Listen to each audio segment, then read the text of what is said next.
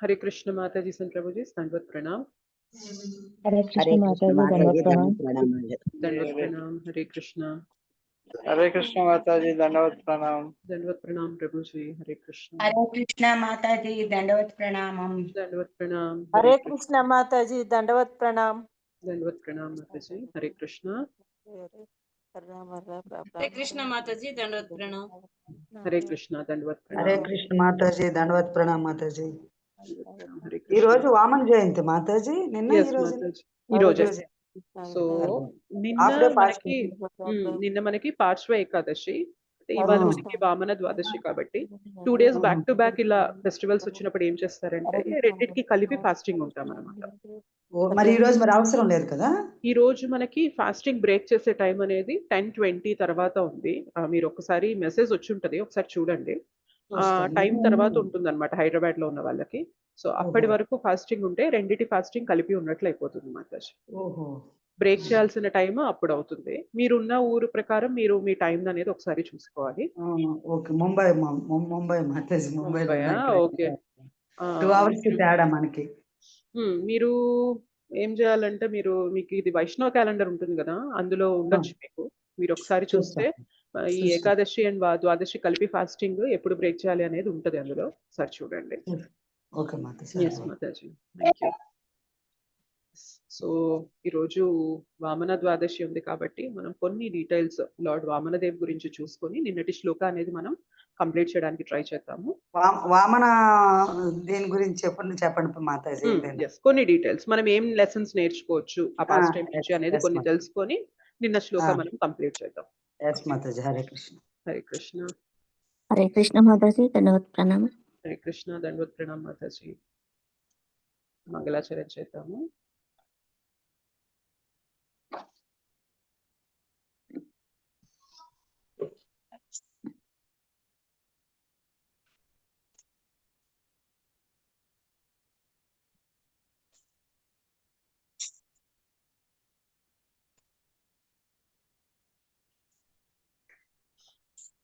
ఓం అజ్ఞానతిమిరాంధస్య జ్ఞానాంజనశలాకయా చక్షురున్మీలితం యేన తస్మై శ్రీగురవే నమః.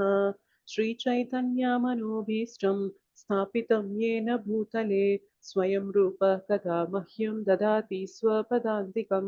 వందేహం శ్రీగురుః శ్రీయుతాపదకమలం శ్రీగురూన్ వైష్ణవాంశ్చ శ్రీరూపం సాగ్రజాతం सहगणा रघुनाथान्वितं तं सजीवं साद्वैतं सावधूतं परिजनसहितं कृष्णचैतन्यदेवं श्रीराधा कृष्णपादान् सहगणा ललिता श्रीविशाखान्वितांश्च नमो विष्णुपादाय कृष्णप्रेष्ठाय भूतले श्रीमते भक्तिवेदांत स्वामिनिति नामिने नमस्ते सारस्वते देवे गौरवाणी प्रचारिणे निर्विशेष शून्यवादी पाश्चात्यदेशतारिणे नमो महावदन्याय कृष्णप्रेम प्रधायते कृष्णाय कृष्णचैतन्य नाम्ने गौरत्विषे नमः। हे कृष्णा करुणा सिन्धो दीनबन्धो जगत्पते गोपेश गोपिकान्त राधाकान्त नमोऽस्तुते। तप्तकाञ्चन गौराङ्गी राधे वृन्दावनेश्वरी वृषभानुसुते देवी प्रणमामि हरिप्रिये।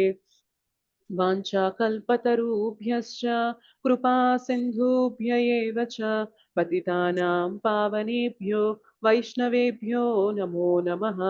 जय श्री कृष्ण चैतन्य प्रभु नित्यानंद श्री अद्वैत गदाधर श्रीवासादि गौरभक्तवृंद। हरे Krishna Krishna Krishna Hare Hare Hare Ram Ram Ram Hare Hare.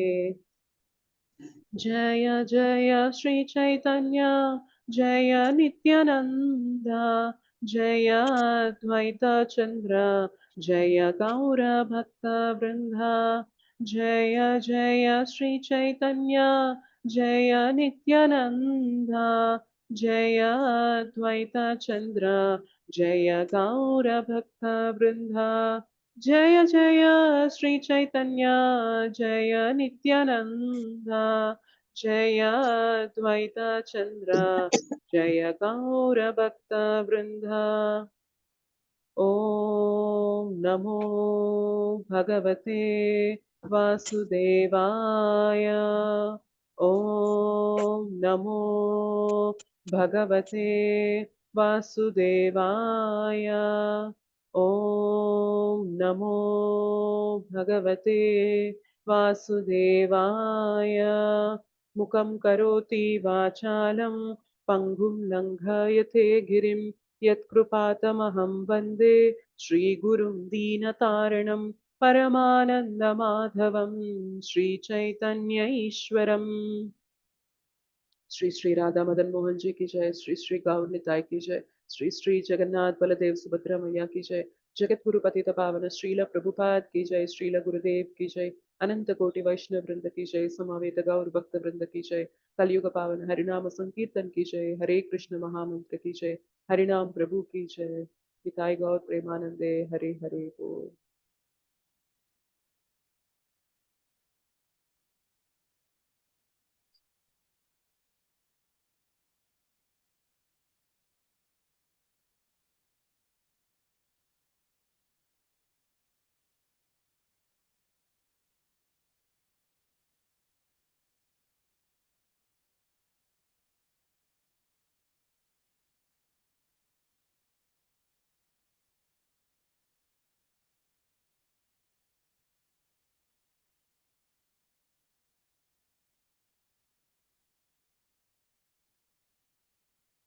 Thank you so much, Mataji and Prabhuji, for joining the Japa session.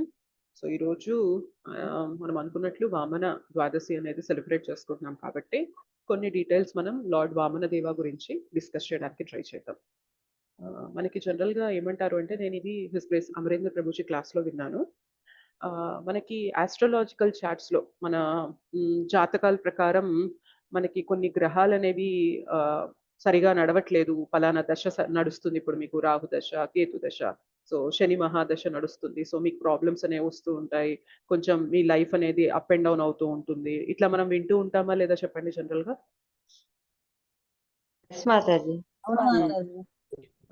So general గా వైష్ణవులు కాని వాళ్ళు ఏం చేస్తారంటే వాటికి తగ్గ పరిహారం చెప్తూ ఉంటారన్నమాట. అంటే మీరు నవగ్రహాల చుట్టూ ఇట్లా ప్రదక్షిణలు చేస్తూ ఉండండి, మీరు సో అండ్ సో రాహు పూజ చేయిస్తూ ఉండండి, కేతు పూజ చేయిస్తూ ఉండండి, ఇట్లాంటివన్నీ మనం వింటూ ఉంటాం అన్నమాట వాటికి పరిహారం. కానీ వైష్ణవులు ఏం చేస్తారు అంటే, ఎవరైతే విష్ణువుని ఆరాధిస్తూ ఉంటారో వాళ్ళు దీని గురించి తెలుసుకున్నప్పుడు వాళ్ళు ఒకటే చేస్తారంట. ఏం చేస్తారు అంటే దశావతారాల్ని వాళ్ళు ఆరాధిస్తారంట. సో ఎవరైతే దశావతారాలు మనకి భాగవతంలో వస్తాయి కదా దశావతారాలు అనేవి, సో వారిని ఎవరైతే ఆరాధిస్తారో వారికి ఈ గ్రహ దోషాలు ఏవి కూడా టచ్ చేయలేవంటారు. సో అంత పవర్ఫుల్ అన్నమాట దశావతారాలు అనేవి, చాలా చాలా చాలా పవర్ఫుల్ అంటారు. సో మనం వైష్ణవ పరంపరలో, మీరు మ్యూట్ లో ఉండండి Mataji, I think me throat infection ఉన్న వాళ్ళు దయచేసి మ్యూట్ లో ఉండండి. మీరు అన్మ్యూట్ చేసుకుంటే కొంచెం డిస్టర్బెన్స్ వస్తుంది. హరే కృష్ణ మాతాజీ, దశావతారాలు ఒకసారి చెప్పరా మాతాజీ? దశావతారాల లిస్ట్ కావాలా మీకు? ఒక నిమిషం. Mataji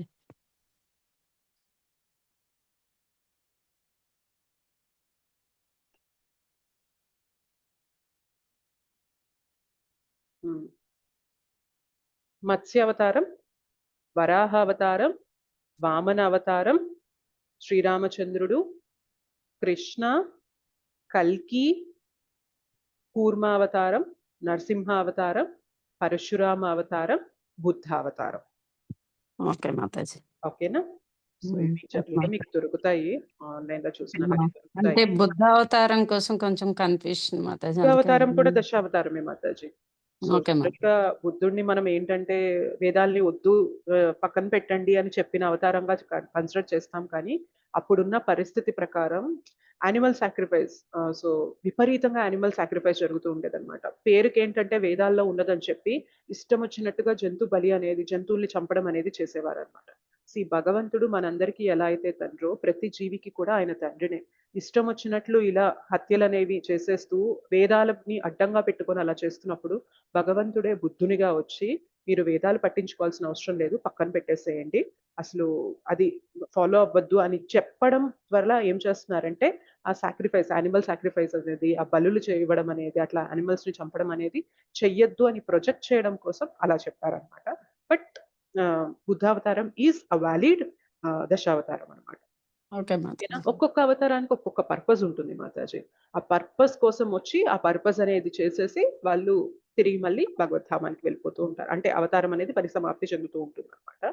so బుద్ధావతారం main intention animals ని చంపడం అనేది ఆపడం కోసం వచ్చారు కాబట్టి బుద్ధావతారం కూడా మనకి వన్ ఆఫ్ ద దశావతారాస్. ఓకే, థ్యాంక్ యూ మాతాజీ. థ్యాంక్ యూ మాతాజీ. సో ఇవాళ మనకి వన్ ఆఫ్ ద దశావతారాస్ అయిన వామనుని యొక్క అపియరెన్స్ డే అన్నమాట. వామన ద్వాదశి రోజు ఆయన అపియర్ అయ్యారు. అయితే వామన అవతారం ఎందుకు వచ్చింది ఏంటి అనేది బ్రీఫ్ గా చెప్తాను. దీని గురించి చాలా పెద్దగా కూడా డిస్కస్ చేసుకోవచ్చు. బట్ మనం మన క్లాస్ అనేది కంటిన్యూ చేయాలి కాబట్టి నేను కొన్ని డీటెయిల్స్ అనేవి మీకు ఇస్తాను. Then we can continue our Bhagavad Gita class. అయితే వామన అవతారం అనే విషయం ఎప్పుడైతే వస్తుందో, వామనుడి గురించి మాట్లాడుతున్నామో, జనరల్ గా ఏదైనా అవతారం గురించి ఇప్పుడు నరసింహ అవతారం ఎవరి గురించి వచ్చింది అంటే ఏం చెప్తాం మనం? ప్రహ్లాద్ మహర్షి. సో నరసింహ అవతారం అలాంగ్ విత్ ప్రహ్లాద్ మహారాజ్ అది కంప్లీట్ చేస్తుంది అనమాట. అలానే వామన దేవ ఎవరిని తరించడానికి వచ్చారు అని చెప్పొచ్చు మనం? కరెక్ట్ అనమాట, బలి చక్రవర్తి. అయితే బలి చక్రవర్తి ఇప్పుడు జనరల్ గా కొందరు మనుషులు ఎలా ఉంటారంటే రెండు రకాల కేటగిరీస్ లో ఉంటారన్నమాట. కొందరు సురులు అయితే కొందరు అసురులు. సురులు అంటే ఏంటి అంటే భగవంతును చెప్పింది ఫాలో అవుతూ ఉంటారు, దేవతలు, డెమిగాడ్స్, దేవతలు అన్నమాట. అసురులు అంటే ఏంటి అంటే డీమన్స్ అన్నమాట, వాళ్ళు భగవంతునికి విరుద్ధంగా ఉంటూ ఉంటారు అనమాట. అయితే కొందరి నేచర్ ఎలా ఉంటుంది అంటే పుట్టడం అసుర కులంలో పుట్టినా కానీ వారి హృదయం మాత్రం దేవునికి ఇన్లైన్ గా ఉంటుంది అనమాట. సో పుట్టడం అనేది భగవంతుడు ఇచ్ఛానుసారం వాళ్ళు ఒక అసుర కుటుంబంలో జన్మించి ఉండొచ్చు, కానీ వారి హృదయం అనేది మాత్రం ఎప్పుడు భగవంతునికి సింక్ లో ఉంటుందన్నమాట. కొందరు ఎలా అంటే పుట్టడానికి దేవతల క్లాన్ లో పుట్టినప్పటికీ కూడా వారి హృదయం ఎప్పుడు కూడా భగవంతునికి విరుద్ధంగా ఉంటుందన్నమాట. అయితే మనకి అసుర కుటుంబంలో పుట్టి భగవంతునికి హృదయం అనేది అలైన్ అయిన వారిలో ఫస్ట్ ఎగ్జాంపుల్ ఎవరిని చెప్పుకోవచ్చు చెప్పండి మనం? ప్రహ్లాద్ మహారాజ్. కరెక్ట్, ప్రహ్లాద్ మహారాజ్ అన్నమాట. సో అలానే మనకి ప్రహ్లాద్ మహారాజ్ యొక్క వంశంలోనే వచ్చారు బలి మహారాజ్. తెలుసా మీకు ఆ విషయం? ఓకే. హిరణ్యకశ్యపు ఏమో రాక్షస కుటుంబంలో పుట్టాడు, రాక్షస హృదయం కలిగి ఉన్నాడు. ఆయన కొడుకు ప్రహ్లాద్ మహారాజ్ ఏమో పుట్టడానికి రాక్షసుల కుటుంబంలో పుట్టినా కానీ మనసు మాత్రం కంప్లీట్ గా దైవీ గుణంతో నిండిపోయింది అనమాట. ఆయన కొడుకు విరోచన, ఓకే, ప్రహ్లాదుని కొడుకు విరోచన అన్నమాట. విరోచన మళ్ళీ దానవ కుటుంబంలో పుట్టినా కూడా ఆయన మనస్సు కూడా దానవునిగానే ఉందన్నమాట. మనస్సు ఏమంతా భగవంతునికి సింక్ లో ఉండదు. అండ్ బట్ విరోచన కొడుకు బలి మహారాజ్. అర్థమైంది కదా? హిరణ్యకశ్యపు, ప్రహ్లాద్ మహారాజ్, విరోచన, బలి మహారాజ్. సో బేసిక్ గా బలి మహారాజ్ ప్రహ్లాద్ మహారాజ్ యొక్క మనవడు అనమాట. ఓకే, సో బలి మహారాజ్ కూడా మళ్ళీ ప్రహ్లాద్ లాంటి క్వాలిటీస్ ఉంటాయన్నమాట. ఏంటి అంటే ఆయన పుట్టడానికి ఒక అసుర కుటుంబంలో పుట్టినప్పటికీ కూడా ఆయన మనస్సు భగవంతునికి ఎప్పుడు కూడా ప్రియంగా ఉంటుందన్నమాట. భగవంతుని ఎప్పుడు కూడా ఇష్టపడుతూ ఉంటాడు. బట్ ఒక్కొక్కసారి మరి భగవత్ ఇచ్చ ప్రకారం మనం అక్కడ పుట్టినంత మాత్రాన మనం కొన్ని యాక్టివిటీస్ మార్చలేం కదా. అసుర కుటుంబంలో ఉన్నారు కాబట్టి ఆ విధంగానే ఆయన పనులు అనేవి చేస్తూ ఉంటారన్నమాట. సో ఒకసారి ఏమవుతుంది అంటే జనరల్ గా అసురులకి, సురులకి, దేవతలకి, దానవులకి మధ్యన ఎప్పుడు కూడా యుద్ధాలు అనేవి జరుగుతూ ఉంటాయి. అలానే బలి మహారాజ్ టైంలో కూడా జరిగినప్పుడు బలి మహారాజ్ చాలా గాయపడతారనమాట. సో దేవతలందరూ కూడా అసురుల పైన యుద్ధం చేసినప్పుడు అసురులు ఓడిపోవడం జరుగుతుంది. ఆ టైంలో బలి మహారాజ్ చాలా గాయాల బారిన పడతారు. అయితే బలి మహారాజ్ వాళ్ళు అంటే అసురుల యొక్క స్పిరిచువల్ మాస్టర్ ఎవరై ఉంటారో తెలుసా మీకు?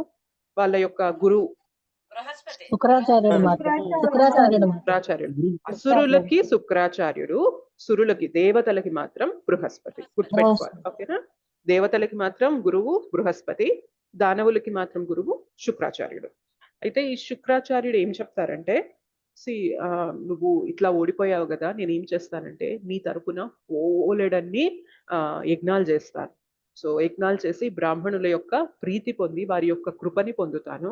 అప్పుడు నువ్వు యుద్ధం చేశావు అంటే నిన్ను ఓడించే వారు ఎవ్వరూ ఉండరని చెప్పి బలి మహారాజ్ ద్వారా శుక్రాచార్యుడు వారు బోలెడన్ని యజ్ఞయాగాది క్రతువులన్నీ చేయిస్తారనమాట. చాలా చేస్తూ ఉన్నప్పుడు ఈయన ఇట్లా యజ్ఞాలు యాగాలు ఇవన్నీ చేస్తూ ఉంటే ఎవరికి వణుకొస్తూ ఉంటది చెప్పండి ఈ టైంలో? దేవతలలో రాజు ఎవరు? ఇంద్రుడు.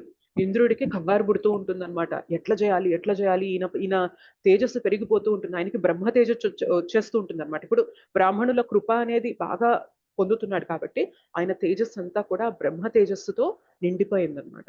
సో ఈ విషయం తెలుసుకుంటున్న ఇంద్రుడికి చాలా కంగారు పుడుతూ ఉంటుంది.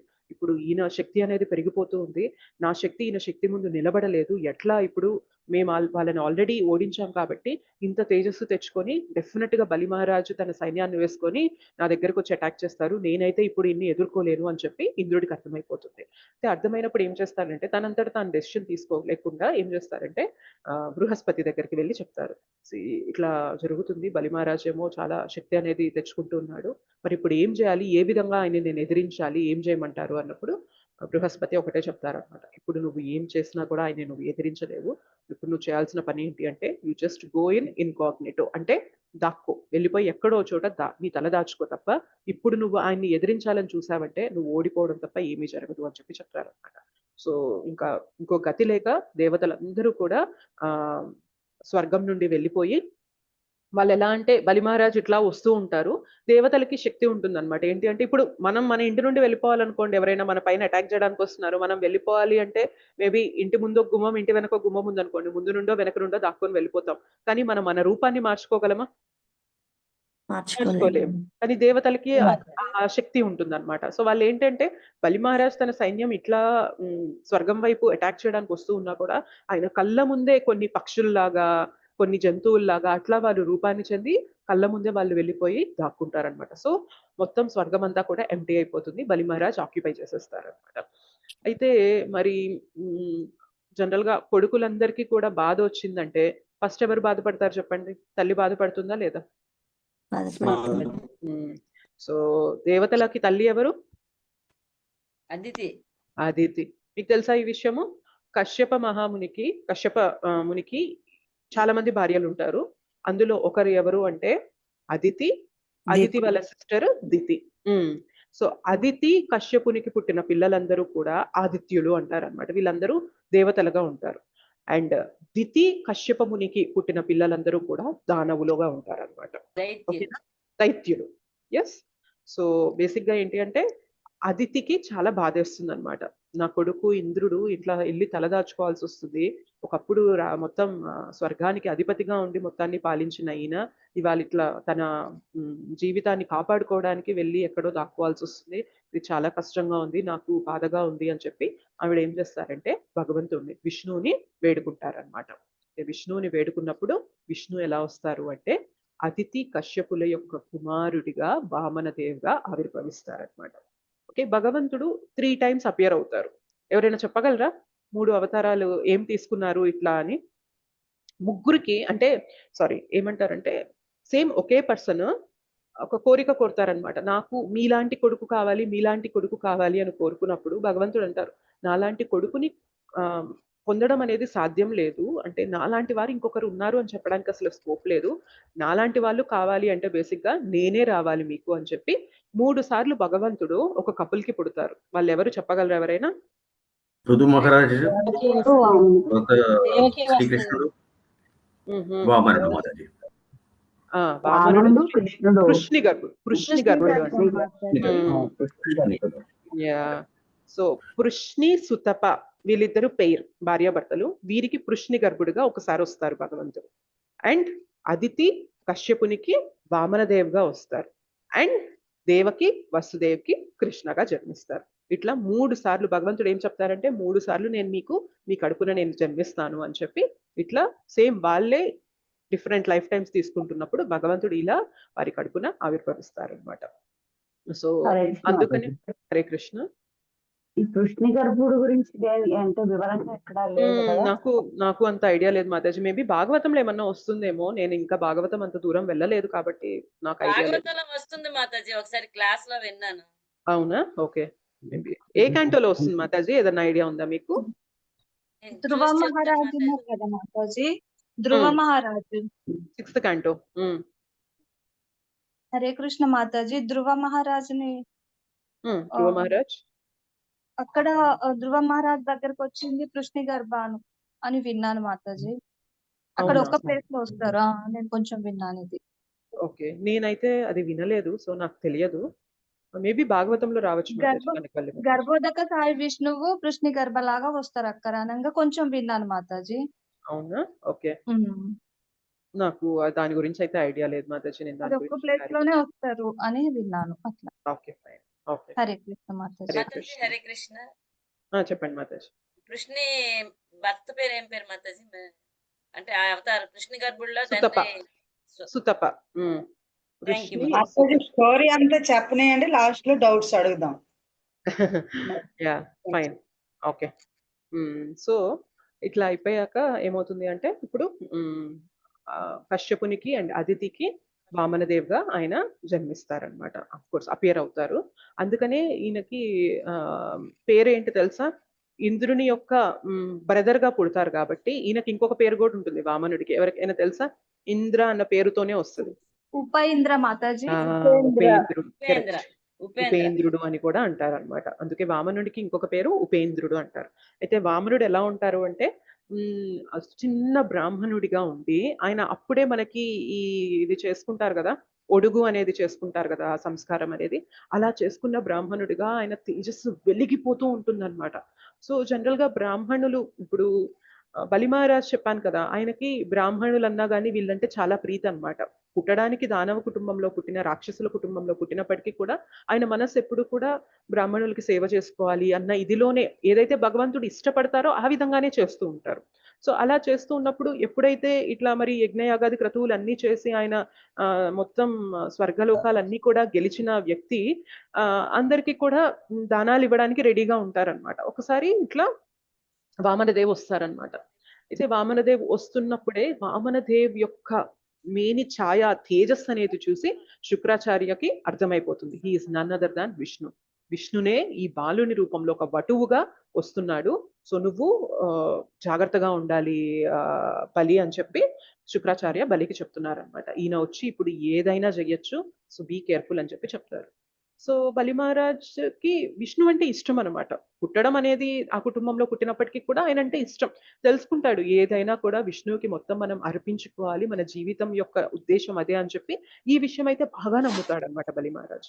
అయితే ఎప్పుడైతే వామనమూర్తి వచ్చి అడుగుతారో నాకు కొంచెం దానం ఇవ్వగలరా అన్నప్పుడు, తప్పకుండా ఇస్తాను, మీకేం కావాలో అడగండి అని చెప్పి అంటారనమాట. చిన్న బాబు వచ్చి నాకు ఇవ్వగలరా అని అడిగినప్పుడు, అందులోనూ ఒక వటువు అలా వచ్చి అడుగుతున్నప్పుడు ఎవరైనా కాదనగలరా? అందులోనూ బలి మహారాజ్ లాంటి ఇప్పుడు మొత్తం సామ్రాజ్యం అంతా ఆయన చేతుల్లోనే ఉంది.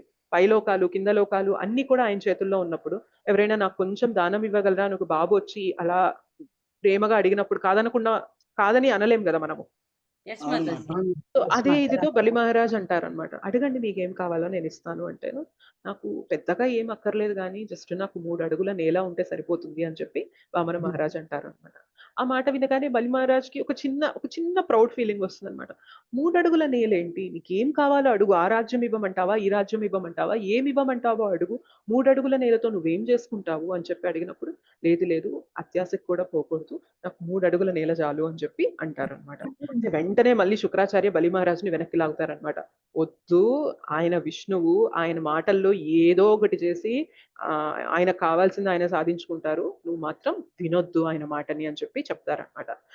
కానీ ఇప్పుడు చూడండి, ఎవరైతే మనకి హెల్ప్ చేసి మొత్తం ఇంత రాజ్యాన్ని వచ్చేలాగా, ఇప్పుడు శుక్రాచార్యనే కదా బలి మహారాజ్తో అన్ని యజ్ఞయాగాది క్రతువులన్నీ చేయించి బ్రాహ్మణుల యొక్క కృపనంతా కూడా బలి మహారాజ్కి తీసుకొచ్చడానికి ప్రధాన పాత్ర వహించింది ఎవరు?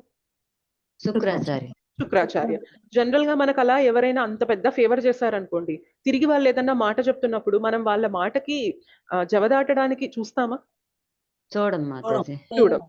జస్ట్ ఆబ్లిగేషన్ అయినా ఉంటదన్నమాట. అరే నా కోసం ఇంత చేసిన వ్యక్తి ఇప్పుడు చెప్తున్నారంటే మేబీ నా మంచికే అయి ఉంటది కదా అని చెప్పి మనం మేబీ మనకు కొంచెం డౌట్ఫుల్ గా ఉన్నా కూడా ఆయన మాట వినడానికి మొగ్గు చూపిస్తాం అనమాట. కానీ బలి మహారాజ్ ఎలా అంటే ఆలోచిస్తాం, ఎందుకు చెప్తున్నారో ఆలోచిస్తాం. ఎందుకు చెప్తున్నారు ఏంటి అనేది మనకొక ఒక దారిలో వెళ్ళాలని అనిపించినా కూడా ఇంత నా గురించి చేసిన వ్యక్తి ఎందుకు చెప్తున్నారు ఏంటి అని కొంచెం ఆగి ఆలోచిస్తాం. అది కానీ ఆలోచిస్తాం. బలి మహారాజ్ అలా లేరనమాట. నేను ఎన్ని శాస్త్రాలు చదివి తెలుసుకున్నది ఏంటి అంటే, విష్ణువు ఏదైనా వచ్చి అడిగితే ఇవ్వలేకపోతున్నానంటే నాకు ఇంత ఉండి ఏంటి ప్రయోజనం అని చెప్పి బలి మహారాజ్ ఒకటే అనుకుంటారనమాట. దయచేసి నేను మీ మాట ఇప్పుడు వినదలుచుకోవట్లేదు. సో ఆయన ఏదైతే అడుగుతున్నారో నేను ఇవ్వడానికి సిద్ధపడిపోతున్నాను. ఇలా చేయడం వల్ల ఆయన శుక్రాచార్యుని యొక్క కోపానికి పాత్రుడవుతాడా కాదా చెప్పండి? అవుతాడు. అయినా కూడా లెక్క చేయట్లేదన్నమాట. సో బేసిక్‌గా భగవంతుని విషయానికొచ్చేసరికి ఇప్పటిదాకా ఎవరైతే నాకు మేలు చేశారో వాళ్ళిప్పుడు నాకు చెయ్యొద్దు, భగవంతునికి ఫలాంది నువ్వు అర్పించుకోవద్దు అని చెప్పాల్సిన సిట్యుయేషన్ వచ్చినప్పుడు కూడా బలి మహారాజ్ ఏం చేస్తున్నారు? ఆయన్ని రిజెక్ట్ చేస్తున్నారు. నేను మీ మాట ఇప్పుడు వినదలుచుకోవట్లేదు. నేను ఏదైతే తెలుసుకున్నానో శాస్త్రాల్లో అదే నేను ఫాలో అవుతాను తప్ప ఇప్పటిదాకా మీరు నాకు ఏదైతే చేశారో ఫైన్, వెల్ అండ్ గుడ్. కానీ ఇప్పుడు మాత్రం నేను మీ మాట వినదలుచుకోవట్లేదు. నేను నా మనస్సు ఏదైతే చెప్తుందో, ఆఫ్‌కోర్స్ నా బుద్ధి ఏదైతే చెప్తుందో, శాస్త్రాల్లో ఏదైతే ఉందో అదే ఫాలో అవుతాను అని చెప్పి ఆయన రిజెక్ట్ చేసేసి, మీరు అడిగింది నేను ఇస్తాను, కోరుకోండి. 3 అడుగుల నేల తీసుకోండి అని చెప్పి చెప్తారనమాట. అయితే ఆయన ఒక్కసారిగా ఏమవుతారు? ఆయన తేజస్సు అనేది పెరిగిపోయి పెద్దగా అయిపోతారనమాట. పెద్దగా అయిపోయి ఏం చేస్తారు? ఒక కాలనేది భూమి మీద మొత్తం కింద లోకాలన్నీ కవర్ అవుతాయి. ఒక కాలనేది పై లోకాలు. కాలు ఇలా ఎక్స్‌టెండ్ చేస్తారు. మీరు ఆ ఫోటో చూసినట్లయితే వామనమూర్తి ఫోటో, కాలు ఇలా పెరిగిపోతదనమాట. ఎట్లా పెరిగిపోతది అంటే, మొత్తం ఈ బ్రహ్మాండంలో అంచు కూడా తగిలిపోయి, అంచు కొంచెం చీలిద్దంట. సో చీలి ఏమవుతుంది అంటే, మీకు ఈ ఫోటో చూపిస్తాను. ఇది చూపించి మీకు ఎక్స్‌ప్లెయిన్ చేస్తా, మీకు అర్థమైతది. చిన్నప్పుడు మనకి క్లాస్‌లో కూడా ఉండేది మాతాజీ. కానీ ఇంత విన్నాము. అవగాహన లేదు. చిన్నప్పుడు అది మామూలుగా అడుగులు ప్రైమరీ జాగా క్లాస్‌లో విన్నాం దాన్ని. కానీ ఇంత వినలేదు. మామూలుగా నేలపై ఒక అడుగు, ఆకాశంపై ఒక అడుగు, ఇంకొక అడుగు ఎక్కడ అంటే తలపై ఆ! పెట్టాడు అనేది విన్నాం యాహ్! అంతే. హ్మ్. గోలోక చాట్ ఒకసారి చూపించి ఏం జరిగిందో చెప్తాను ఆగండి. జై మాతాజీ.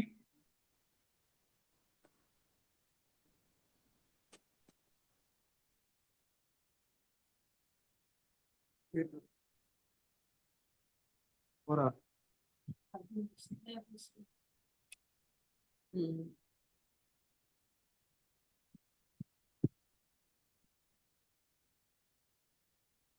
కనిపిస్తుందా స్క్రీన్?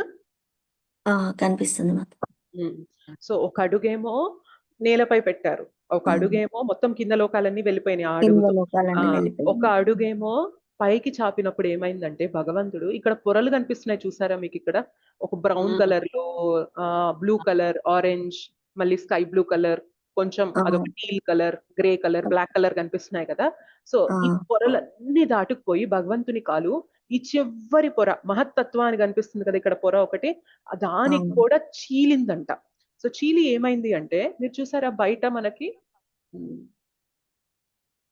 విరజ రివర్, కారణ ఓషన్ అని చెప్పి కనిపిస్తుంది ఇక్కడ చుట్టూ బయట కదా.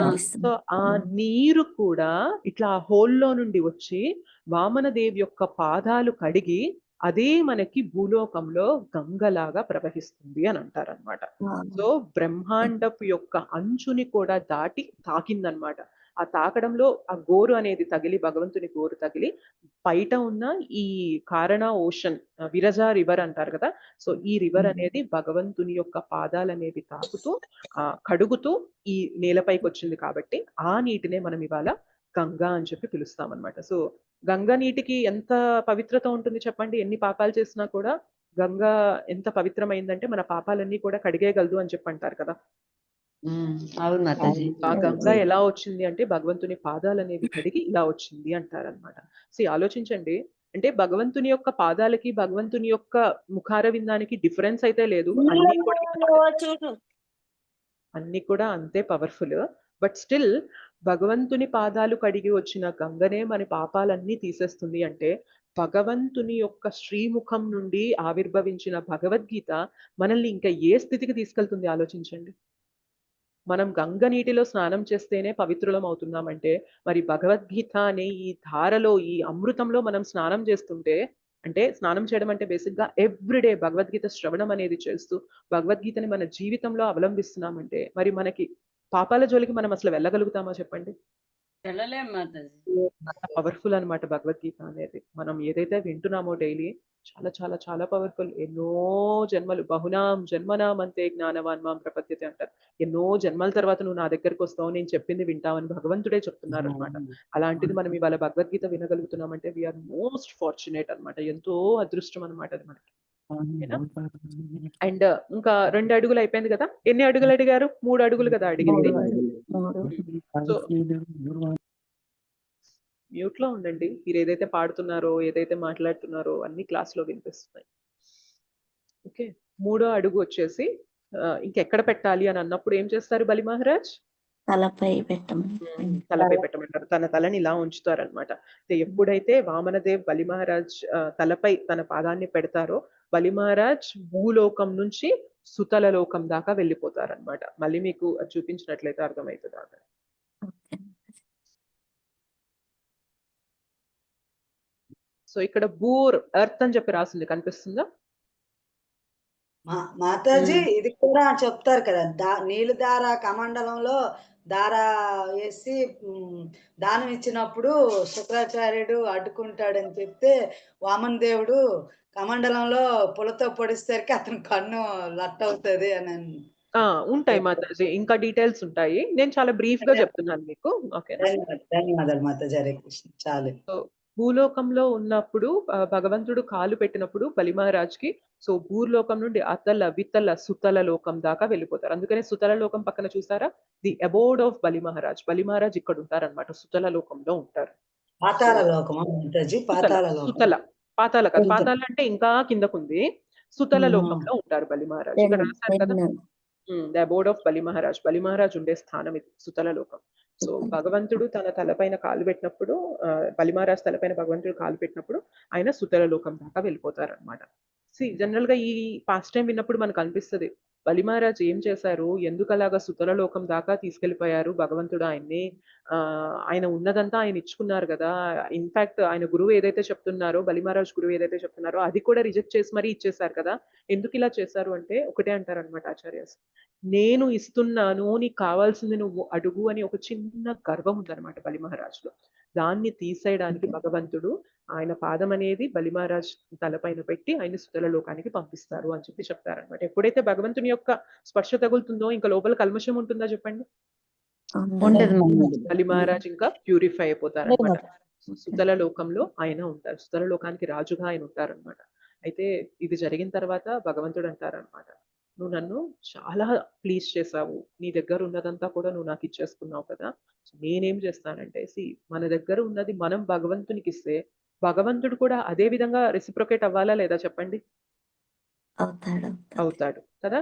సో బలి మహారాజ్ తన దగ్గర ఏదైతే తను సంపాదించిందంతా కూడా భగవంతునికి ఇచ్చేశారో భగవంతుడు వామనమూర్తిగా వచ్చినప్పుడు ఏం చేస్తారంటే నన్నే నేను నీకు ఇచ్చేసుకుంటాను అని చెప్పి ఏం చేస్తారంటే సుతల లోకానికి బలి మహారాజ్ ఎక్కడైతే ఉంటారో అక్కడ ఆయన ద్వారపాలకుడుగా వామనమూర్తి అక్కడే ఉంటారనమాట. సో నువ్వు మొత్తం నీ దగ్గర ఉన్నది నాకు ఇచ్చుకున్నావు కదా, నన్ను మొత్తాన్ని నీకు ఇచ్చుకుంటా అని చెప్పి భగవంతుడు ఒక ద్వారపాలకుడిగా బలి మహారాజ్ యొక్క రాజ్యం బయట నిలబడి ఉంటారనమాట. ఇప్పుడు నువ్వు ఇదంతా నాకు ఇచ్చావు కాబట్టి నీ రాజ్యాన్ని ప్రొటెక్ట్ చేయాల్సిన బాధ్యత నాది అని చెప్పి ఆయన ఎల్లవేళలా కూడా బలి మహారాజ్ని ప్రొటెక్ట్ చేస్తూ ఉంటారు అని చెప్పి చెప్తారనమాట. ఓకేనా? సో దీని నుండి మనం తెలుసుకోవాల్సిన కొన్ని లెసన్స్ ఏంటి అంటే, మనం ఏదైనా కానీ భగవంతునికి ఇవ్వాల్సి వచ్చినప్పుడు మన జీవితంలో మనకి శ్రేయోభిలాషులుగా కనిపిస్తున్నా, మన మంచి కోరుతారని కనిపిస్తున్నప్పటికీ కూడా ఒకవేళ వాళ్ళు భగవంతుని విషయానికి వచ్చినప్పుడు నువ్వు ఇచ్చుకోవాల్సిన అవసరం లేదు, నువ్వు భక్తి చేయాల్సిన అవసరం లేదు, నువ్వు భగవంతుని వైపు వెళ్ళాల్సిన అవసరం లేదు అంటే వాళ్ళ మాట మనం వినాలా, వాళ్ళని పక్కన పెట్టాలా? సో అప్పటిదాకా మనకి ఎంతో మేలు చేయొచ్చు, కానీ భగవంతుని విషయానికి వచ్చినప్పుడు you don't need to surrender. నువ్వు భగవంతుని శరణాగతుడు అవ్వాల్సిన అవసరం లేదు, నువ్వు ఇవ్వాల్సిన అవసరం లేదు అన్నప్పుడు పక్కన పెట్టేసేయాలి. మన ఫ్యామిలీలో కూడా అంతే అనమాట. చాలా మంది మనకి చాలా మంచి చేసిన వాళ్ళు ఉంటారు, కానీ భక్తి విషయానికి వచ్చేసరికి ఏమంటారు, భక్తి ఇప్పుడే వద్దు, నువ్వు ఇప్పుడే చేయాల్సిన అవసరం లేదు అంటే వాళ్ళ మాట మనం పట్టించుకుంటే వృద్ధిలోకి వస్తామా? వాళ్ళ మాటని పక్కన పెట్టి వాళ్ళు తెలియక చెప్తున్నారు, స్టిల్ భగవంతునికి నేను ఇవ్వాల్సిన సమయాన్ని, ఎనర్జీని, శక్తిని నేను ఇస్తాను అని చెప్పి ముందుకెళ్ళడం కరెక్టా చెప్పండి? ముందుకెళ్ళాలి. ఇంకా వేరే అదర్ విషయాలంటే చూడొచ్చు, కానీ భగవంతుడి విషయం అయితే భగవంతుడికి సరెండర్ అవ్వడమే ఇంపార్టెంట్ ఇంపార్టెంట్ ఇంపార్టెంట్ అనమాట. సో భగవంతునికి మనల్ని మనం అర్పించుకుంటే భగవంతుడు ఏం చేస్తారు ఇక్కడ? భగవంతుడు తనని తానే ఆ బలి మహారాజ్కి ఇచ్చేసుకున్నారనమాట. సో నేను నీ లోకాన్ని, నీ సామ్రాజ్యాన్ని నేను కాపాడుతాను ఇప్పుడు అని చెప్పి భగవంతుడే స్వయంగా ద్వారపాలకుడిగా ఉంటారనమాట వామనమూర్తి. ఈ విషయం మనం తెలుసుకోవాలి. అండ్ ఇంకొక విషయం ఏం తెలుసుకోవచ్చు అంటే జనరల్ గా భక్తి అనేది సులభమైనది అని చెప్పి చెప్తారు, కానీ నిజంగా భక్తి సులభమైనదా? మనస్సుని కంట్రోల్ చేయడం అనేది అంత ఈజీగా ఉంటుందా చెప్పండి? చాలా కష్టం అవును మాతాజీ. మాతాజీ, చాలా కష్టం. సులభంగా అసలు కాదు. చాలా కష్టం. కానీ ఒకటి ఆలోచించండి, మనం ఒక్కడుగు ముందుకేసాము అంటే భగవంతుడు 100 అడుగులు మన వైపు వేయడానికి సిద్ధంగా ఉన్నారు అని చెప్పి తెలుసుకోవాలి. అయితే ఆ 100 అడుగులు కూడా వామన మూర్తిలాగా పెద్ద పెద్ద అడుగులు ఉంటాయి. మేబీ మనకి భగవంతుడికి ఎన్నో కోట్ల మైళ్ళ దూరం ఉండొచ్చు, కానీ భగవంతుడు ఒక్కసారి అడుగు వెయ్యాలి అని ఫిక్స్ అయ్యారనుకోండి, ఆ దూరం అనేది ఎంతసేపట్లో తగ్గిపోతుంది చెప్పండి? క్షణాల్లో పోతుంది. కానీ భగవంతుడు వెయ్యాలి అని అనుకునేలాగా మనం చెయ్యాలి. అర్థమవుతుందా?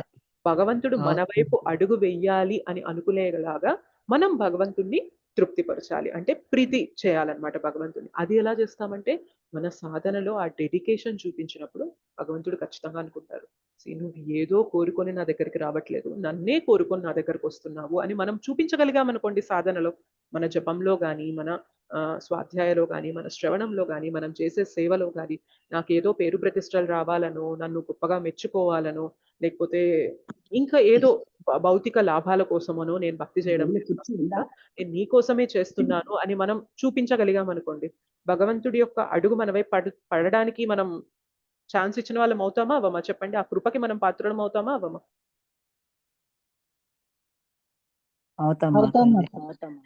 అదొక్కటి మన వైపు ఉండాలన్నమాట. మన వైపు ప్రయత్నం ఉంది, మనలో సిన్సియారిటీ ఉంది అంటే భగవంతుడు ఆ దూరాన్ని తగ్గించడానికి తన అడుగులు వేసేసుకుంటూ దగ్గరకు వచ్చేస్తారనమాట మన దగ్గరికి. సో ఈ విషయాలనే మనం తెలుసుకున్నప్పుడు మనం ఎప్పుడు కూడా భక్తిలో ఆ సిన్సియారిటీ చూపించడానికి ఎప్పుడూ వెనకాడకూడదు, ఆ అలసత్వం చూపించకూడదు. ఈ జన్మ కాకపోతే వచ్చే జన్మలో చూసుకుందాంలే, ఇప్పుడే అంత తొందర ఏంటి, ఏమంత ప్రశాంతంగా వెళ్దాంలే, భక్తి ఒక్కటేనా జీవితము, మిగిలినవి కూడా చూసుకుంటూ వెళ్ళాలి, భక్తిలో అంత కమిట్మెంట్ అయితే నేను చూపించలేను, ఇట్లా మనం పెట్టుకోకూడదు అనమాట. ఏదైతే బెస్ట్ మనం ఇవ్వగలము, అంటే వేరే వాళ్ళతో మనం కంపేర్ చేసుకోవాల్సిన అవసరం లేదు, బట్ మనం ఎంతైతే బెస్ట్ మనం ఇవ్వగలమో భగవంతునికి అంత మనం ఇస్తూ పోతున్నామంటే భగవంతుడు కూడా తన బెస్ట్ తను మనకివ్వాలి అని చెప్పి ఎదురు చూస్తూ ఉంటారన్నమాట. సో ఎప్పుడైతే ఆ కృప అనేది మనకి దొరుకుతుందో మన జర్నీ అనేది సులభతరం అయిపోతుంది అనమాట. సో ఎంతో కష్టతరంగా అనిపిస్తుంది మన మనస్సుని కంట్రోల్ చేయడం, కానీ నిజంగా భగవంతుని దగ్గరికి వెళ్ళి వేడుకున్నాం అనుకోండి, నా మనస్సు నిలపలేకపోతున్నాను, దయచేసి నా కృపనివ్వు అని ఎవ్రీడే మనం చాంటింగ్ లో ఈ ప్రేయర్ అనేది పెట్టామనుకోండి, భగవంతుడు ఏదో రోజు ప్రీతి చెంది మన మనస్సుని కంట్రోల్ చేసే శక్తి ఇవ్వగలుగుతారా లేదా చెప్పండి? ఇస్తారు మాతాజీ. మనం ఏం చేయాలి? ఆ కృప పొందేదాకా ప్రయత్నం అనేది ఆపకూడదు, ఆ సిన్సియారిటీ అనేది తగ్గించుకోకూడదు అనమాట, పెంచుతూనే ఉండాలన్నమాట. So every time we should depend on Krishna. భగవంతుడి పైన డిపెండ్ అయిపోతూ ఆ సిన్సియారిటీ చూపించే కొద్దీ భగవంతుడు ఆ కృపని మనకిచ్చి మనకి భగవంతునికి మధ్య డిస్టెన్స్ ని తగ్గించేసి మనల్ని త్వరగా భగవద్ధామానికి తీసుకెళ్ళిపోతారనమాట. ఓకేనా? ఇవి మనం తెలుసుకోవాల్సిన లెసన్స్ అనమాట. ఓకేనా? ఏమైనా క్వశ్చన్స్ ఉన్నాయా ఇందులో? మాతాజీ చిన్న డౌట్ చెప్పండి. మరి ఇప్పుడు ఫాస్టింగ్ 10:30 వరకు ఉండాలన్నారు, మరి మాత్రలు వేసుకోవాలంటే ఎలాగండి? పర్వాలేదు, నీళ్ళు తాగొచ్చా? నీళ్లు తాగండి, అంటే మీరు ఎలా ఫాస్టింగ్ ఉన్నారో నాకు తెలియదు, నేనైతే నీళ్ళు అవి తీసుకుంటాను కాబట్టి. మీరు ఒకవేళ అంటే నిర్జలా ఉన్నారా? అంటే నిన్న 12:30 వరకు ఉన్నాను ఫాస్టింగ్, అప్పుడు టిఫిన్ చేశాను. అవునా? ఓకే. ఇవాళ 10:30 వరకు ఉండాలంటే మరి థైరాయిడ్ మాత్రం, బీపీ మాత్రం అది వేయాలి కదా. నేను చెప్పేది ఏంటంటే ఫాస్టింగ్ నిన్న ఎవరైతే ఉన్నారో వాళ్ళు బ్రేక్ చేసే టైం ఇవాళ 10:30 తర్వాత అని చెప్పాను. నిన్న మీరు ఆల్రెడీ తినేసారు కదా, ఇంకా మీరు ఇవాళ ఫాస్టింగ్ ఇవాళకి స్పెషల్ గా ఉండేది ఏం లేదు. ఇంకా ఫాస్టింగ్ నిన్నటి ఫాస్టింగ్ బ్రేక్ చేయడం అయితే మామూలు టైంలో తినివచ్చా? మీరు లేరు కదా, నిన్న బ్రేక్ చేసేసారు కదా ఫాస్టింగ్. నిన్న మీరు రైస్ అది తినేసారా? 12:30 వరకు ఫాస్టింగ్ ఉండి 12:30కి తిన్నాను. నిన్న బ్రేక్ అయిపోయింది కాబట్టి ఇంక ఇవాళ మీరు ఆ ఫాస్టింగ్ ని కంటిన్యూ చేయడానికి లేదు. సో మీరు మామూలుగా ఎవరైతే నిన్న ఏకాదశి ఫాస్టింగ్ ఉన్నారో వాళ్ళు ఇవాళ 10:30 తర్వాత ఏకాదశి ఫాస్టింగ్ ని బ్రేక్ చేస్తే ఏకాదశి వామన ద్వాదశి 2 కలిపి ఉన్న ఫలితం వస్తుంది అని చెప్పి. అయితే లేదు 12 వరకే ఉన్నా. Okay fine. మీరు ఇంకా లేదు మాతాజీ, ఒక డౌట్ పుష్పలత. చెప్పండి మాతాజీ. అంటే మామూలుగా ఏకాదశి మామూలుగా రైస్ కాకుండా ఈ సాబుదాను అవి చేసుకొని తినొచ్చు అన్నారు కదా. అలా నేను నిన్న 1:30కి తిన్నాను మాతాజీ. నైట్ సాబుదానా తీసుకున్నారు అంతేనా? సాబుదానా తీసుకున్నాను. మాత్రలు ఇట్లా వేసేసుకున్నాను. అయితే ఈవినింగ్ టైం ఫ్రూట్స్ తీసుకున్నాను. ఇంకా అంతే, ఏం తినలేదు మాతాజీ. ఇవాళ మీరు ఇప్పుడు మరి కూడా 10:30 దాకా ఉండలేనంటే ఏమైనా ఫ్రూట్స్, మిల్క్ అలా తీసుకోండి, పర్లేదు. ఉంటాను మాతాజీ. Okay fine. 10:30 ఉండగలంటే వరకే. ఉండి 10:30 తర్వాత బ్రేక్ చేయండి. అప్పటిదాకా ఓకే మీకు ఏమైనా మెడిసిన్స్ అట్లా ఉన్నాయంటే మీరు నిన్నట్లాగే ఆ, కొంచెం ఏకాదశి ప్రసాదం ఏదైనా తీసుకోండి మార్నింగ్. ఇప్పుడు ఫ్రూట్స్ ఆ, కానీ ఓకే. లేకపోతే కొంచెం ఏదైనా లైట్ గా ప్రసాదం తీసుకొని మీరు ఓకే టాబ్లెట్స్ ఓకే వేసుకున్న మాతాజీ. తర్వాత 10:30 తర్వాత బ్రేక్ చేసేయండి. అయితే మాతాజీ డైలీ ఎలా చేస్తానంటే స్వామివారికి మామూలుగా పొద్దున పూజ చేయగానే మిల్క్ పెడతాను. అవి తాగేసి టాబ్లెట్లు వేసేసుకొని 1:30 వరకు అలా తినేస్తుంటాను. అయితే మార్నింగ్ కూడా మిల్క్ తీసుకున్నాను నిన్న. మిల్క్ తీసేసుకొని టాబ్లెట్లు వేసేసుకున్నాను. 1:30కి సాబుదానా తినేసాను అంతే. ఇంకా మళ్ళీ ఫ్రూట్స్ తిన్నాను. ఇవాళ అట్లే కంటిన్యూ చేయొచ్చా 10:30 వరకు? చేయొచ్చు. ఓకే నిన్న మాతాజీ, ఫాస్టింగ్ థ్యాంక్ యూ. ఉన్నట్లే.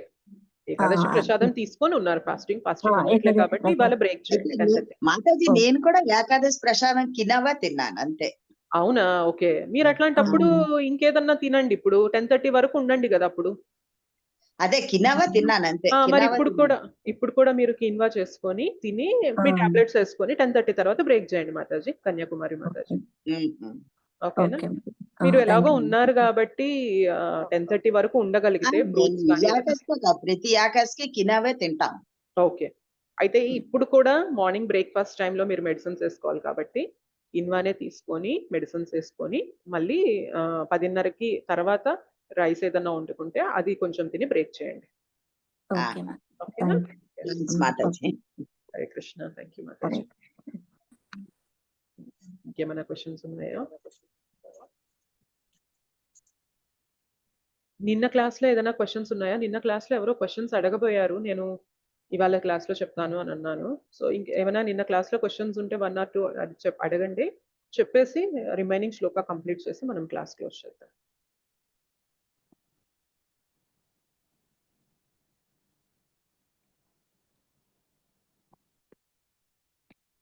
ఓకే. సో, ఎవరు చెప్పట్లేదు కాబట్టి మనం భగవద్గీత కంటిన్యూ చేద్దాము. నిన్న ఎక్కడి దాకా అయితే చదివామో దాని తర్వాత నుండి ఇప్పుడు చూద్దాం. సో, భగవంతుని గురించి తెలుసుకున్నా కూడా భగవంతునికి శరణాగతులు కాని వాళ్ళు 4 రకాలు ఉంటారు. సో, నమాం దుష్కృతినో మూఢాః ప్రపద్యంతే నరాధమాః మాయయాపహృత జ్ఞాన ఆసురం భావమాశ్రితాః అని చెప్పి నిన్న మనం చూసాము. ఒక నిమిషం నేను ఓపెన్ చేస్తున్నా శ్లోకం. సో, నిన్న మనం మూఢుల గురించి చూసాం. మూఢులంటే ఎవరనుకున్నాం? ఎవరైతే పొద్దున్నుండి రాత్రి దాకా కష్టపడుతూ, విపరీతంగా కష్టపడుతూ, భగవంతునికి కొంచెం సమయం ఇవ్వండి అంటే నాకు సమయం లేదు, నేను బిజీగా ఉన్నానని చెప్తూ, అంత కష్టపడి సంపాదించిన ధనమంతా కూడా ఆరోగ్యాన్ని నిలుపుకోవడానికి పెట్టుకుంటూ, కడుపులో అజీర్తి ఇట్లాంటి ప్రాబ్లమ్స్ అనేవి ఫేస్ చేస్తూ, కనీసం కడుపు నిండా తినే స్థితిలో కూడా లేకుండా అంత బిజీ లైఫ్ అనేది మెయింటైన్ చేస్తూ, ఎందుకు ఇంత చేస్తున్నావంటే కోరికలు తీర్చుకోవడంలోనే ఆనందం ఉంది. ఆ కోరికలు తీరాలి అంటే డబ్బులుండాలి. సో, డబ్బులు సంపాదించి కోరికలు తీర్చుకోవడమే ఆనందం. భగవంతుని సేవ ఇప్పుడెందుకు? భగవంతుని భక్తి ఇప్పుడెందుకు? అనేవారెవరు? మూఢులు అని చెప్పి నిన్న చూసాం.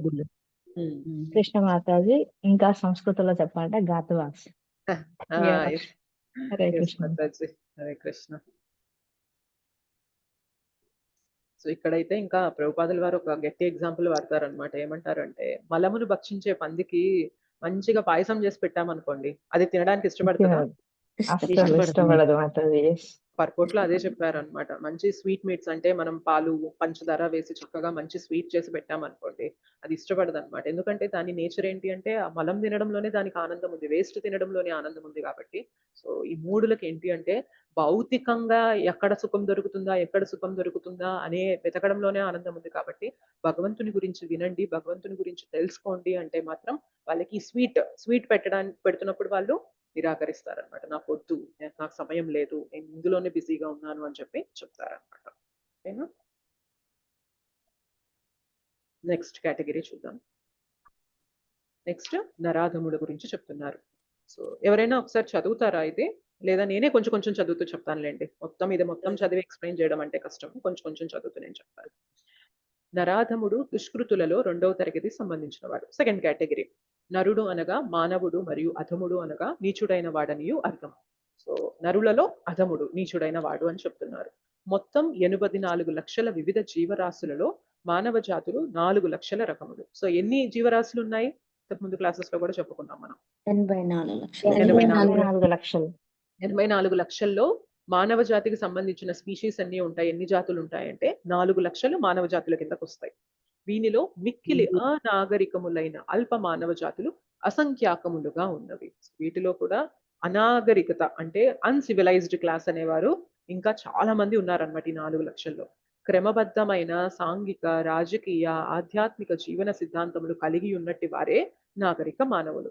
సో కొంచెం పద్ధతులు ఫాలో అవుతూ కొంచెం నాగరికత అనేది చూపిస్తూ బ్రతకడం అనేది ఏంటి అంటే వీళ్ళు ఆ నాగరిక మానవుల కేటగిరీ కిందకు వస్తారనమాట. బట్ చాలా మంది ఏంటి అంటే ఇంకా అనాగరికులుగానే ఉండిపోయారు. సాంఘికముగాను మరియు రాజకీయముగాను వృద్ధి నొందినను ధర్మ జీవన విధానమును కలిగి ఉండని వారు నరాధములుగా భావింపబడతారు. సో ఏంటి అంటే వీరికి ధర్మాచరణ అనేది ఉండదన్నమాట.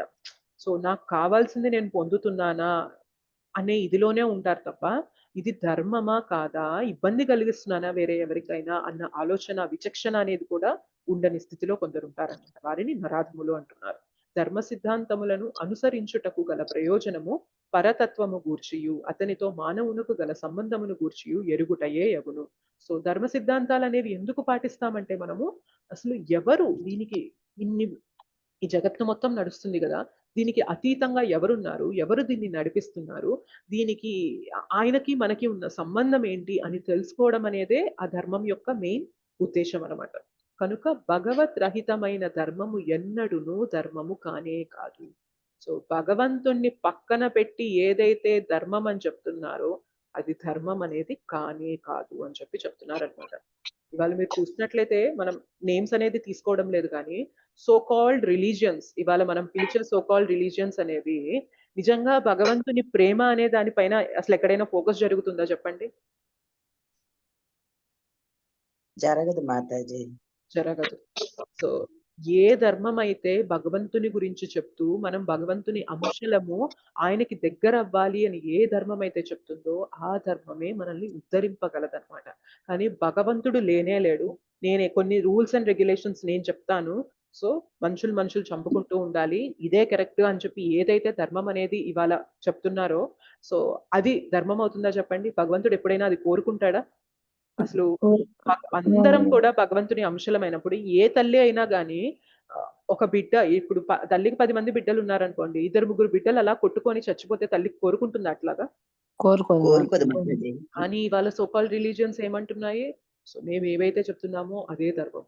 సో దానికి వ్యతిరేకంగా ఎవరైతే వచ్చారో వాళ్ళని మేము స్పేర్ చేయలేము, వాళ్ళని మేము ఒప్పుకోము అని చెప్పి చెప్తున్నారు. అంటే భగవంతుడు నిజంగా భగవంతుడే సెంటర్ అయితే వాళ్ళు ఒకటే అర్థం చేసుకోవాలి, ఏంటి అంటే భగవంతుడు ఎప్పుడు కూడా అందరూ కలిసి నా వైపు రావాలి అని కోరుకుంటారు తప్ప మీరు కొట్టుకొని చనిపోండి అని చెప్పి ఏ తల్లి కోరుకోదు, భగవంతుడు ఎప్పుడు కూడా అది కోరుకోరు. సో ఇవాళ భగవంతుడిని పక్కన పెట్టేసి ఏదైతే ధర్మం అని ప్రొజెక్ట్ చేస్తున్నారో అది ధర్మం కానే కాదు అని చెప్పి మనం తెలుసుకోవాలి.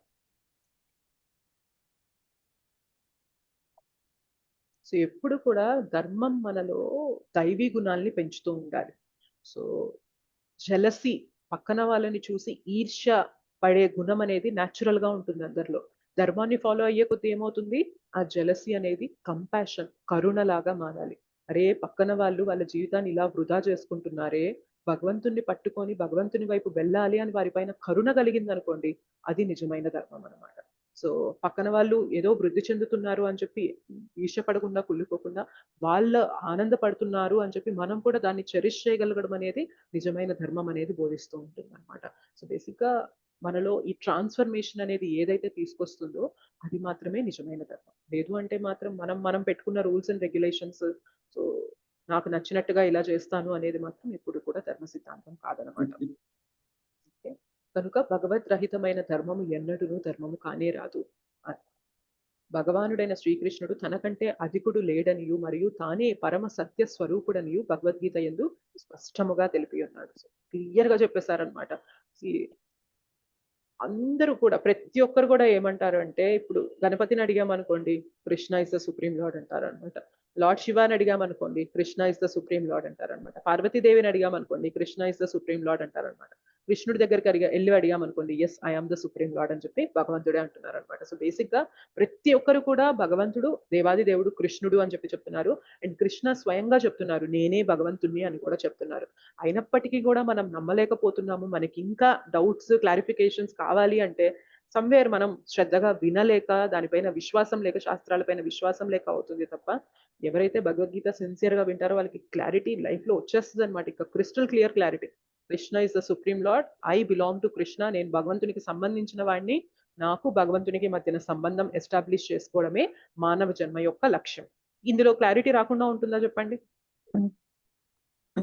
క్లియర్ కదా, సింపుల్ థింగ్, పెద్ద కష్టమేం కాదు. భగవద్గీతలో మేబీ ప్రతి శ్లోకం గుర్తుపెట్టుకోవడం కష్టము, ప్రతి అంశం గుర్తుపెట్టుకోవడం కష్టమేమో కానీ ఎసెన్స్ ఆఫ్ భగవద్గీత ఇది అనమాట. భగవంతుడు, దేవాది దేవుడు శ్రీకృష్ణుడు, మనమందరం కూడా ఆయన అంశలము. మనం భగవంతుణ్ణి విస్మరించి ఇక్కడికి వచ్చాము. మళ్ళీ భగవంతుడు కావాలి అని చేసే ప్రయత్నమే మన భక్తి. ఈ భక్తినే తిరిగి మళ్ళీ మనల్ని భగవంతుని దగ్గరికి తీసుకెళ్తుంది. అందుకనే మీరు నాకు శరణాగతులయ్యి భక్తి చెయ్యండి అని భగవంతుడు చెప్తున్నాడు. ఇంతకన్నా మనం ఇంకేమైనా స్పెషల్ గా తెలుసుకోవాల్సింది ఉందా చెప్పండి భగవద్గీతలో? లేదు లేదు సో మాతాజీ. సింపుల్ కదా. కానీ ఈ విషయం తెలుసుకోలేకుండా అందరూ కూడా అంటే భగవద్గీతని అప్రోచ్ చేసి సిన్సియారిటీ చూపిస్తే ఇది అర్థమైంది. కానీ చాలా మంది భగవద్గీతని వినరు, చదవరు. ఇంకేమంటారంటే అవసరం లేదు, ఆయన కూడా మాలాంటి వాడే, ఆయన కూడా జన్మ తీసుకున్నాడు మాలాగే. సో భగవద్గీత చదవడం వల్ల ఏం ప్రయోజనం ఉంటుంది? ఏదో మీరు అందరూ కూడా కొంచెం హైప్ క్రియేట్ చేసి భగవద్గీతకి ఇలా వాల్యూ ఇచ్చారు కానీ ఏముంది అందులో అని చెప్పి అంటారు అనమాట. ఏముంది ఏంటి? జీవిత గమ్యం ఉంది అందులో, జీవితంలో ఏం చేయాలి అనేది ఉంది భగవద్గీతలో. అది లేకుండా మనం జంతువుల్లాగా బ్రతుకుతున్నాం అన్న విషయం అనేది తెలుసుకోలేకుండా అలానే బ్రతికిపోతున్నాం అనమాట. ఏమవుతుంది? మళ్ళీ మళ్ళీ మళ్ళీ మళ్ళీ సంసార చక్రంలో చిక్కుకుంటున్నాము, మళ్ళీ కింద స్థాయి యోనిల్లోకి వెళ్ళిపోతున్నాము, అదే కష్టాలు, అదే బాధల్లో తిరుగుతూ ఉన్నాం అనమాట. ఓకే, సో భగవద్గీత చదివినప్పుడు క్లియర్ గా అర్థమవుతుంది, భగవంతుడు దేవాది దేవుడు కృష్ణుడు అని చెప్పి క్లియర్ గా చెప్తున్నారు. అట్టి సర్వశక్తిమంతుడు పరమ సత్యము అయినట్టి దేవాది దేవుడైన శ్రీకృష్ణుడితో తనకు గల నిత్య సంబంధమును పునరుద్ధరించుకొనుటగే నాగరిక మానవ జన్మ ఉద్దేశింపబడినది. ఇందాక అనుకున్నాం కదా, ఈ సదవకాశమును పోగొట్టుకొనిన వారు నరాధములుగా పరిగణింపబడతారు. సో ఎవరైతే మానవ జన్మ దొరికాక భగవంతుని భక్తి చెయ్యకుండా భగవంతుని తిరస్కరించి వాళ్ళ జీవితాన్ని గడుపుతారో వారిని ఏమంటున్నారు? నరాధములుగా. ఓకే, సో ఇక్కడ చూడండి, శిశువు తల్లి గర్భమున మిక్కిలి అసౌకర్యముతో కూడిన పరిస్థితి ఎందున్నప్పుడు ముక్తికై భగవానుని ప్రార్థించుననియు తాను బయటపడగానే భగవానునిచే అర్చింతుననియు వాగ్దానము చేయుననియు శాస్త్రముల ద్వారా మనకు తెలియచున్నది. ప్రతి జీవియు శ్రీకృష్ణ భగవానుతో నిత్య సంబంధములు కలిగి ఉన్నందున తాను కష్టదశలోనున్నప్పుడు ఆ విధముగా భగవానుని ప్రార్థించుట సహజం. కానీ గర్భము నుండి బయటపడినంతనే తన జనన దుఃఖములను మరియు తనను రక్షించు భగవానుని గూర్చి కూడా శిశువు మాయా ప్రభావంగా విస్మరించును. సో తల్లి గర్భంలో ఉన్నప్పుడు మనందరం కూడా మనం గాని మన పిల్లలు ఎవరైతే మన కడుపున పుట్టారో అందరం కూడా తల్లి గర్భంలో ఉన్నప్పుడు కోరుకున్నామంట భగవంతుని, భగవంతుడా నేను ఈ ప్లేస్ లో ఉండలేను, చాలా నరకంలాగా ఉంది ఈ గర్భంలో ఉండడం అనేది, చీకటిగా ఉంది, నేను మలమూత్రాలు విసర్జించిన ప్లేస్ లోనే నేను ఇక్కడే బ్రతికి ఉండాలి, వాటి నుండి వచ్చిన పురుగులు అనేవి నన్ను కుడుతూ ఉన్నాయి, వాటి నుండి వచ్చే దుర్వాసన అనేది నేను భరించలేకపోతున్నాను, సో ఇటువంటి స్థితిలో నేను ఉండలేకపోతున్నాను, దయచేసి నాకు ఒక్క అవకాశం ఇవ్వు, నీ భక్తి చేసుకొని నేను నీ దగ్గరకు వచ్చేస్తాను, నేను ఇక్కడ ఉండలేను అని చెప్పి ఆర్తితో వేడుకుంటామంట. కానీ ఒక్కసారి జన్మ తీసుకున్న తర్వాత ఏమవుతుంది? మళ్ళీ జన్మ మృత్యు జరా వ్యాధి చక్రంలో పడిపోతున్నాం అనమాట. అంత మాయతో ఉంది ఈ ప్రపంచం అనేది. అయితే మరి ఇక్కడ ఏమంటున్నారు అంటే శ్రీల ప్రభుపాదుల వారు, కనుకనే నిగూఢమయ్యున్న భగవత్ చైతన్యమును శిశువులతో జాగృతము చేయుట పోషకుల బాధ్యత అయి ఉన్నది. సో ఎవరి బాధ్యత చెప్పండి? తల్లిదండ్రుల బాధ్యత, గురువుల బాధ్యత, టీచర్స్ బాధ్యత, సమాజంలో ఉన్న లీడర్స్ బాధ్యత. ఏంటి అంటే నువ్వు మర్చిపోయావు, కానీ నువ్వు గర్భంలో ఉన్నప్పుడు ఏం కోరుకున్నావు తెలుసా? నేను భక్తి చేసి ఇక్కడ నుండి తొందరగా వెళ్ళిపోవాలి అని చెప్పి నువ్వు కోరిన కోరికనే నువ్వు మర్చిపోయావు. నువ్వు ఇవాళ మర్చిపోవడం వల్ల ఏమవుతుంది? రేపు పొద్దున నువ్వు ఏ కష్టమైతే పడి నాకు హెల్ప్ చేయి భగవంతుడా అని కోరుకున్నావో మళ్ళీ ఆ కష్టంలోకి వెళ్ళిపోతున్నావు. అంటే అర్థం ఏంటి? మళ్ళీ ఇంకో తల్లి గర్భంలోకి వెళ్ళిపోతున్నావు అని చెప్పి మనం గుర్తు చేయాల్సిన బాధ్యత మన పైన ఉంది అన్నమాట. అందుకనే అమరేంద్ర ప్రభు ఒక క్లాస్‌లో అంటారన్నమాట. It is better to struggle in our own chanting than struggling in another mother's womb అంటారు. అంటే అర్థం ఏంటి తెలుసా? మన జపంలో కష్టపడడం అనేది కోట్ల రెట్లు మేలు. దేనికన్నా? ఇంకొక తల్లి గర్భంలో ఎంటర్ అవ్వడం కన్నా అని చెప్తారన్నమాట. అవునా కదా చెప్పండి? జపంలో అవును స్ట్రగుల్ అవును తీసుకోవడం అనేది ఎంత పెద్ద ప్రమాదం నుండి కాపాడుతుందో మనకి తెలియక జపంలో స్ట్రగుల్ తీసుకొని మనస్సుని నామం పైన సంలగ్నం చేయడానికి మనం కష్టపడుతున్నాం గానీ, అసలు ఈ చిన్న కష్టం వల్ల ఎంత పెద్ద కష్టాల నుండి నేను బయటపడుతున్నాను అన్న విషయం మనం తెలుసుకోగలిగామనుకోండి, జపంలో సిన్సియారిటీ పెరిగిపోతుందా లేదా చెప్పండి? పెరుగుతుంది మాతాజీ. సమ్‌వేర్ మనం అది గుర్తించలేదనమాట. ఏముంది రోజువారీ పనిగా రోజు లేస్తున్నా, ఇవాళ గూడా లేచా. రోజు జపం చేస్తున్నా, ఇవాళ గూడా జపం చేస్తున్నా అంతేగాని, ఒక్కొక్క నామం నన్ను ఎన్ని జన్మలు తీసుకోవాల్సిన పాపాల నుండి నన్ను కాపాడుతుంది అన్న విషయం మనం గ్రహించట్లేదనమాట. సో, అది కూడా మెకానికల్ అయిపోతుంది. వంట చేస్తున్నా, జపం చేస్తున్నా, ఇల్లు క్లీన్ చేస్తున్నా, జపం చేస్తున్నా అట్లా అయిపోతుంది తప్ప, ఈ జపం అనేది నన్ను రేపొద్దున ఎట్లాంటి స్థితికి తీసుకెళ్తుంది అన్న విషయం మనం గుర్తించట్లేదనమాట. సో చాలా అంటే చాలా పెద్ద స్టేట్మెంట్ లాగా అనిపించిందనమాట. ఒక తల్లి గర్భంలో పడే కష్టం అనే దానికన్నా కూడా జపంలో పడే కష్టం అనేది ఎంతో, ఎంతో, ఎంతో తక్కువ స్థాయిలో ఉంటుంది. అట్‌లీస్ట్ ఆ విషయం తెలుసుకొనైనా కానీ జపంలో ఆ కష్టాన్ని పడి మనస్సుని కేంద్రీకృతం చెయ్యి నామం పైన అని చెప్పి చెప్తున్నారనమాట మనకి. Great devotees. ఓకే. ధర్మజీవనమునకు మార్గదర్శకమైన మనుస్మృతినందు చెప్పబడినట్లు భగవత్ చైతన్యమును జాగృతము చేయుట కొరకే దశవిధ సంస్కార విధానములను వర్ణాశ్రమ ధర్మ విధానమును ఉద్దేశింపబడినవి. సో మనకి కొన్ని సంస్కారాలు ఉంటాయన్నమాట. సో పుట్టినప్పుడు కొన్ని సంస్కారాలు, ఈవెన్ గర్భంలో కూడా గర్భాధాన సంస్కారం అనేది చేస్తారనమాట. ఇవాళ కలియుగంలో ఎంతమంది ఏ సంస్కారాలు చేస్తున్నారనేది తెలియదు కానీ బట్ ఓహో ఆ సంస్కారాలు, ఈ వర్ణాశ్రమ విధానాలు అన్నీ కూడా ఎందుకు అంటే, మనలో భగవత్ చైతన్యాన్ని జాగృతం చేయడానికి, నిద్రావస్థలో ఉన్న భగవత్ చైతన్యాన్ని మేల్కొల్పడానికి ఆ సంస్కారాలన్నీ కూడా ఉద్దేశింపబడ్డాయన్నమాట. కానీ ఏ విధానం కూడా ఖచ్చితంగా ప్రపంచంలో ఏ ప్రాంతమునందునను అనుసరింపబడుకున్నందున ప్రస్తుత జనాభాలో 99.9% మంది జనులు నరాధములై ఉన్నారు. సో అందుకే చెప్తున్నారు మనం ఇవేమి ఫాలో అవ్వట్లేదు కదా ఇవాళ. సో ఏ సంస్కారాలు ఫాలో అవ్వట్లా, ఏ వర్ణాశ్రమ విధానం కూడా ఫాలో అవ్వట్లేదు కాబట్టి, పుట్టే సంతానం అంతా కూడా ఎట్లా ఉంటుంది చెప్పండి? నరాధముల కేటగిరీలోకే వచ్చేస్తూ ఉంటుందన్నమాట. ఓకే. జనాభా సర్వము నరాధములైనప్పుడు సహజముగా వారి నామమాత్ర విద్యా జ్ఞానములు సర్వశక్తిమంతమైన భౌతిక ప్రకృతి శక్తిచే శూన్యము చేయబడును. సో నరాధములుగా ఉన్నాం కదా, భగవంతుడెవరు, మనకు ఆయనకి సంబంధం ఏంటి, మనం ఎలా బ్రతకాలి, మన జీవిత గమ్యం ఏంటి అని తెలియనప్పుడు మనం చేసే ప్రతి పని కూడా శూన్యం వైపే తీసుకెళ్తుంది అనమాట. అంటే దానికి వాల్యూ లేదు. భగవద్గీతను అనుసరించి విద్యావంతుడైన బ్రాహ్మణుని, శునకమును, గోవును, ఏనుగును, చండాలుడిని సమాన దృష్టితో దర్శించువాడే పండితుడు. సో అంతటా కూడా పరమాత్మ యొక్క స్వరూపాన్ని చూస్తారు కాబట్టి అందరినీ కూడా సమాన దృష్టితో చూస్తారనమాట పండితులు. నిజమైన భక్తుని దృష్టి అట్టిదై ఉండును. సో భక్తుడనేవాడు ఆ దృష్టి కలిగి ఉండాలి. దేవాదిదేవుని అవతారమైన శ్రీ నిత్యానంద ప్రభు నరాధములైనట్టి జగాయి మధాయను ఇరువురు సోదరులను ఉద్ధరించి మానవాధములపై కూడా ఏ విధముగా నిజమైన భక్తులు తయను ప్రసరింపగలడో చూపించి ఉండను. కనుక దేవాది దేవునిచే నిరసింపబడిన నరాధముడు కేవలం భక్తుని కృపచే తిరిగి తన ఆధ్యాత్మిక చైతన్యమును పునరుద్ధరించుకొనగలడు అని అంటున్నారు. జగాయి మదాయ్ అని చెప్పి ఎప్పుడైతే చైతన్య మహాప్రభు నిత్యానంద ప్రభు వస్తారో, ఆవిర్భవిస్తారో అప్పుడు చైతన్య మహాప్రభు నిత్యానంద ప్రభుకి చెప్తారనమాట, మీరు వెళ్ళి భగవన్ నామాన్ని ప్రచారం చేయండి అని చెప్పినప్పుడు వాళ్ళు ఇంటింటికి వెళ్ళి కూడా భగవన్ నామాన్ని చెప్పండి, మేము మీ కాళ్ళ పైన పడతాము, మేము మిమ్మల్ని భిక్ష వేడుకుంటున్నాము, భగవన్ నామాన్ని చెప్పండి, భగవన్ నామాన్ని చెప్పండి అని చెప్పి నిత్యానంద ప్రభు అండ్ హరిదాస్ ఠాకూర్ ప్రతి ఇంటికి, ప్రతి గుమ్మానికి వెళ్ళి వాళ్ళు వేడుకునేవారనమాట. ఇలా తిరుగుతూ ఉన్నప్పుడు ఏమైతుంది అంటే వారికి ఇద్దరు ఈ నరాధములు కనిపిస్తారు. ఇంకా ఎటువంటి అధములు అంటే వీళ్ళు చెయ్యని పాపం అంటూ లేనే లేదనమాట. సో ఏమేం పాపాలు చేయొచ్చు అని ఒక లిస్ట్ ఉందనుకోండి. సో ఈ జగాయి మదాయ్ ఎట్లా అంటే, ఓకే ఈ పాపం చేశానా, ఈ పాపం చేశానా, ఈ పాపం చేశానా, ఈ పాపం చేశానా, బేసిక్ గా పాపాల కేటగిరీలో ఉన్న డిఫరెంట్ కైండ్ ఆఫ్ పాపాలన్నీ కూడా వాళ్ళు చేసి ఉన్నవారు అనమాట. సో అటువంటి స్థితిలో ఉన్న ఈ నరాధములు ఇద్దరిని కూడా నిత్యానంద ప్రభు ఒకటే అనుకుంటారనమాట, ఒకవేళ వీరిని నేను భక్తులుగా మార్చాను అనుకో, ఈ ఊర్లో ఉన్న వాళ్ళందరూ కూడా భక్తిని తీసుకుంటారు అని చెప్పి ఆయన ఏం చేస్తారంటే వాళ్ళని అప్రోచ్ అయ్యి భగవన్ నామాన్ని ఇవ్వడానికి ప్రయత్నం చేస్తారు.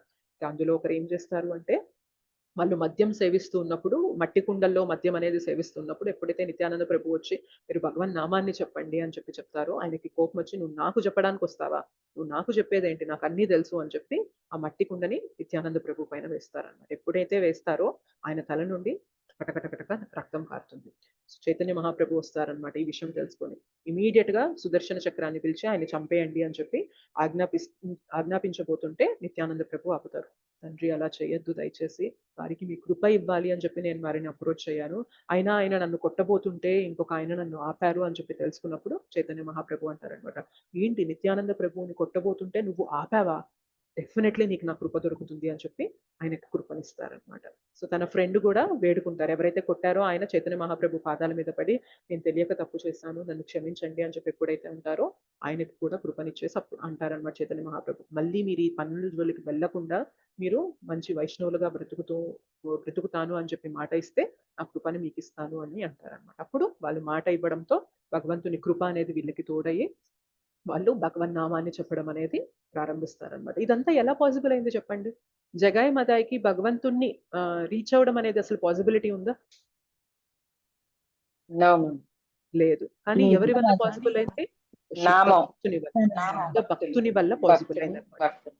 నిత్యానంద ప్రభు అనుకొని వీళ్ళకి నేను భక్తిని ఇవ్వాలి అని ఎప్పుడైతే అనుకున్నారో అప్పుడు వారికి భక్తి దొరికింది. కానీ వాళ్ళంతటా వాళ్ళు ఎంత ప్రయత్నం చేస్తే దొరుకుతుంది చెప్పండి? వాళ్ళు చేసిన పాపాలకి ఎన్ని జన్మలకు కూడా దొరికే ఛాన్స్ లేదు, అంత దీనస్థితిలో ఉన్నారు.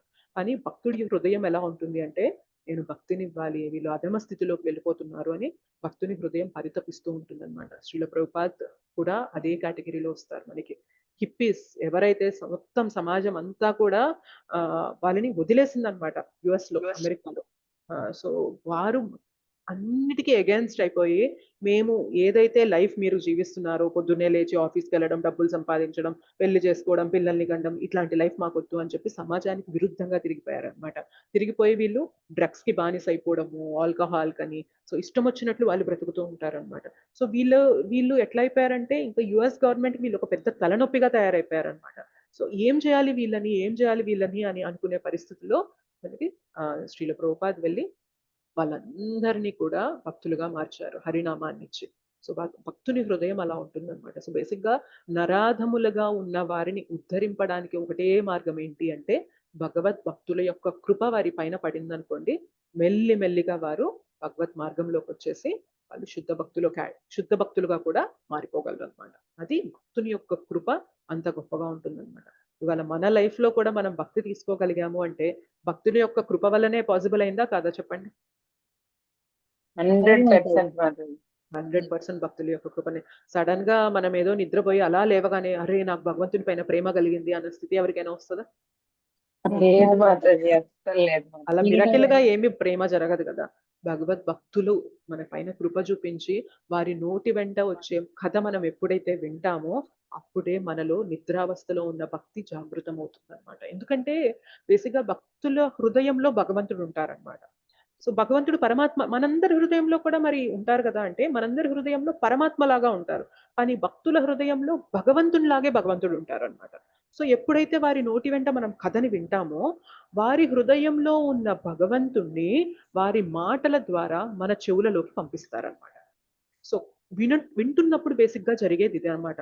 మా భక్తుల హృదయంలో ఉన్న భగవంతుడు వారి నోటి వెంట భగవత్ కథగా వచ్చి మన చెవులలో భగవత్ కథగా ఎంటర్ అయ్యి మన హృదయంలోకి చేరుతారనమాట. హార్ట్ టు హార్ట్ ట్రాన్స్ఫర్ జరుగుతుంది భగవంతుడు అట్లా.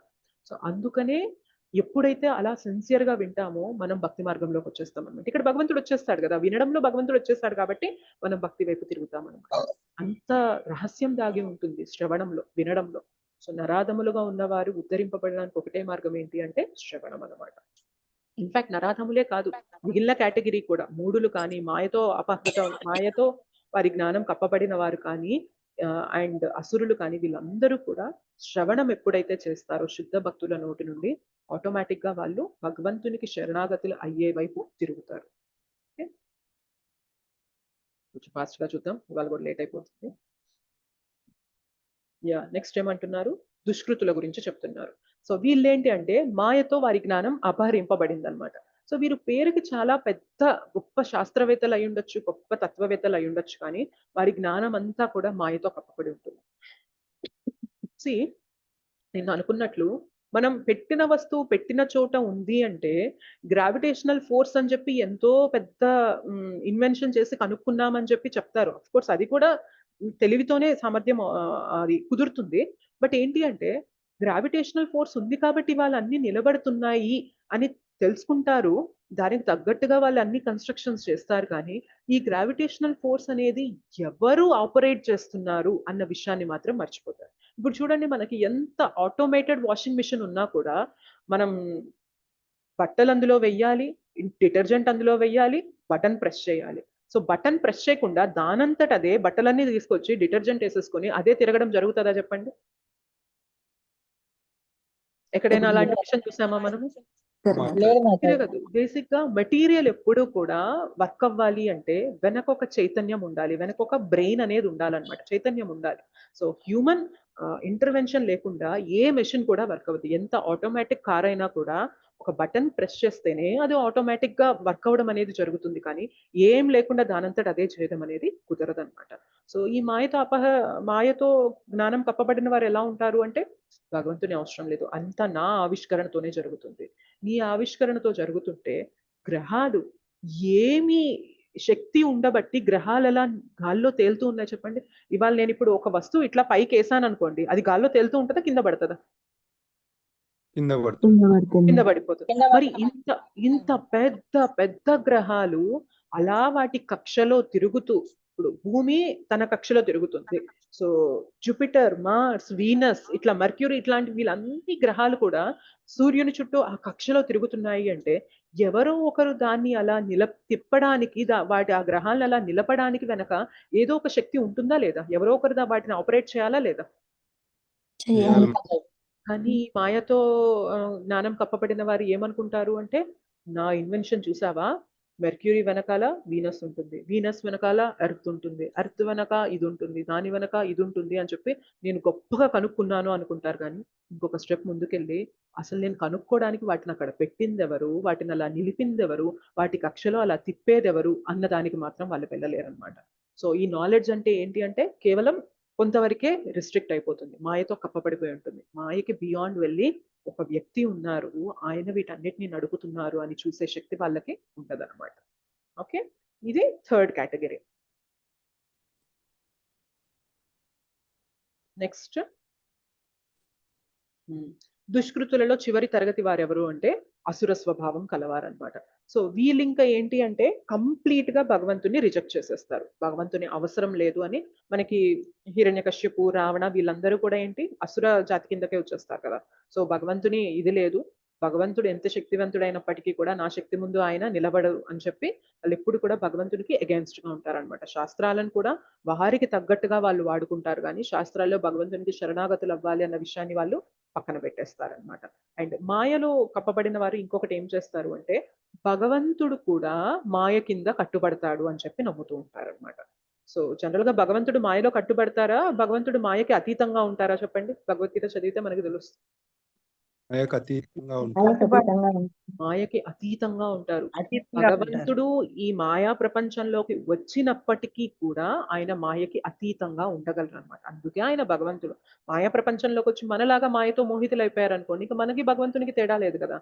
బట్ ఆయన ఇక్కడికి వచ్చి ఎన్ని లీలలు చేస్తున్నా కూడా ఆయన ఎప్పుడు కూడా మాయాశక్తిని ఆయన అధీనంలో ఉంచుకుంటారు తప్ప ఆయన ఎప్పుడు కూడా మాయాశక్తి అధీనంలోకి రారనమాట. కానీ వాళ్ళు ఏం చెప్తారు, ఈయన కూడా మాయలో పడిపోతాడు, ఈయన కూడా మనలాగే జన్మ తీసుకున్నారు, ఈయన కూడా బాధలు పడుతూ ఉంటాడు అని చెప్పి ఆయన కూడా మాయ కింద వచ్చేస్తారు అని చెప్పి చెప్తారన్నమాట. But that is complete false statement.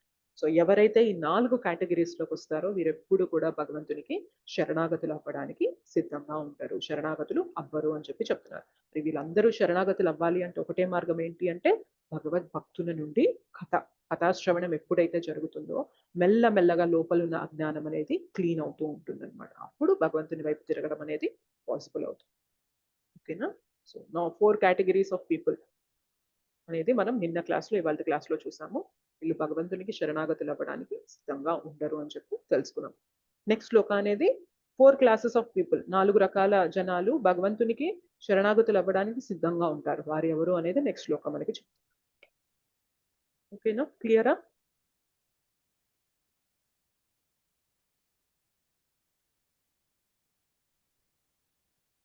అర్థమైందా, కన్ఫ్యూజన్ ఉందా? కొంచెం కన్ఫ్యూజన్ ఎక్కడ కన్ఫ్యూజన్ ఉంది మాతాజీ మీకు? మొత్తం అంటే నేను కొన్ని మెన్షన్ చేసుకుంటున్నాను. అవి ఈ నరాధం నాలుగు రకాలు అన్నారు కదా, వాళ్ళది ఒక వాళ్ళని మళ్ళీ ఒకసారి రిపీట్ చేయండి. మూడులు నరాధములు, మాయతో వాళ్ళ జ్ఞానం కప్పబడిన వారు, మాయయా పహృత జ్ఞాన అంటారు. మాయ చేత జ్ఞానం కప్పబడిన వారు. ఇంకొక థర్డ్, ఇది థర్డ్ది. ఫోర్త్ది అసుర స్వభావం కలవారు. ఓకేనా? అంటే నాస్తికులు. భగవంతుని వాళ్ళు కంప్లీట్ గా రిజెక్ట్ చేస్తారు, స్ట్రైట్ అవే రిజెక్ట్ చేసేస్తారు. భగవంతుడు లేడు, ఏం లేడు అని చెప్పేస్తారు.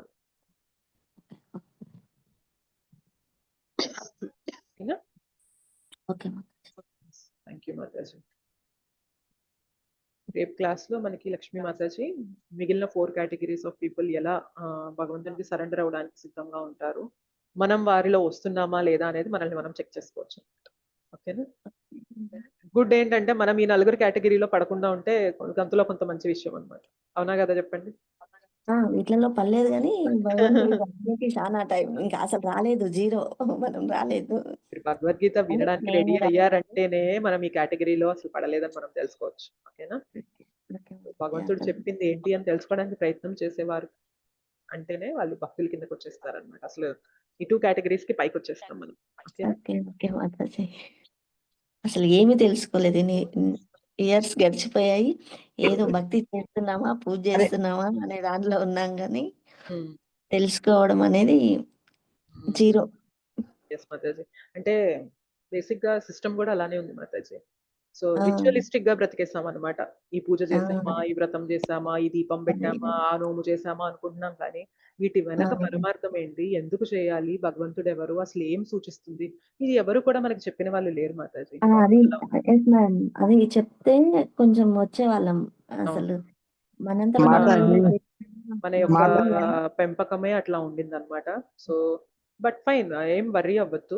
ఇవాళ మనం ఏదైతే తెలుసుకుంటున్నామో ఇప్పుడు మనం భగవత్ కృపకి పాత్రులమయ్యి భగవద్ భక్తుల యొక్క కృప దొరికింది కాబట్టి మనం ఇవాళ అందరం కలిసి ఇలా తెలుసుకోగలుగుతున్నాం కాబట్టి వీ షుడ్ బి హ్యాపీ.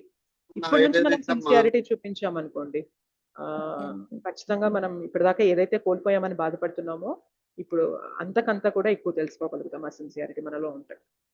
అదే అనిపిస్తుంది మాతాజీ, ఆల్రెడీ 50 years వచ్చినాయి, అసలు ఇదంతా తెలుసుకొని ఎన్ని బతుకుతామా అదంతా తెలుస్తుందా అని అనిపిస్తుంది నాకైతే. ఏం లేదు మాతాజీ, హరే కృష్ణ మాతాజీ. ఒక్క నిమిషం మాతాజీ, మాట్లాడుతున్నప్పుడు మధ్యలో మాట్లాడకండి, తర్వాత హ్యాండ్ రైస్ చేసి మాట్లాడండి. ఓకేనా? సో మనం ఏదైతే తెలుసుకుంటున్నామో ఇది ఎంత లేట్ గా తెలుసుకున్నా కూడా బట్ మన జ్ఞానం అనేది ఊరికే పోదు. రేపు పొద్దున మళ్ళీ మనం జన్మ తీసుకున్నప్పుడు హెడ్ స్టార్ట్ అనమాట. చిన్నప్పటి నుంచే మనం భక్తి చేసేలాగా భగవంతుడు మనకి అవకాశాన్ని ఇస్తారనమాట. సో ఇవాళ లైఫ్ లో మేబీ 50 years లో స్టార్ట్ చేయొచ్చు. ఈ జన్మ అయిపోయింది అనుకోండి, నెక్స్ట్ లైఫ్ లో 5 years నుండే మొదలు పెట్టేయచ్చు మనం. సో అప్పుడు మనం స్టార్ట్ చేసిన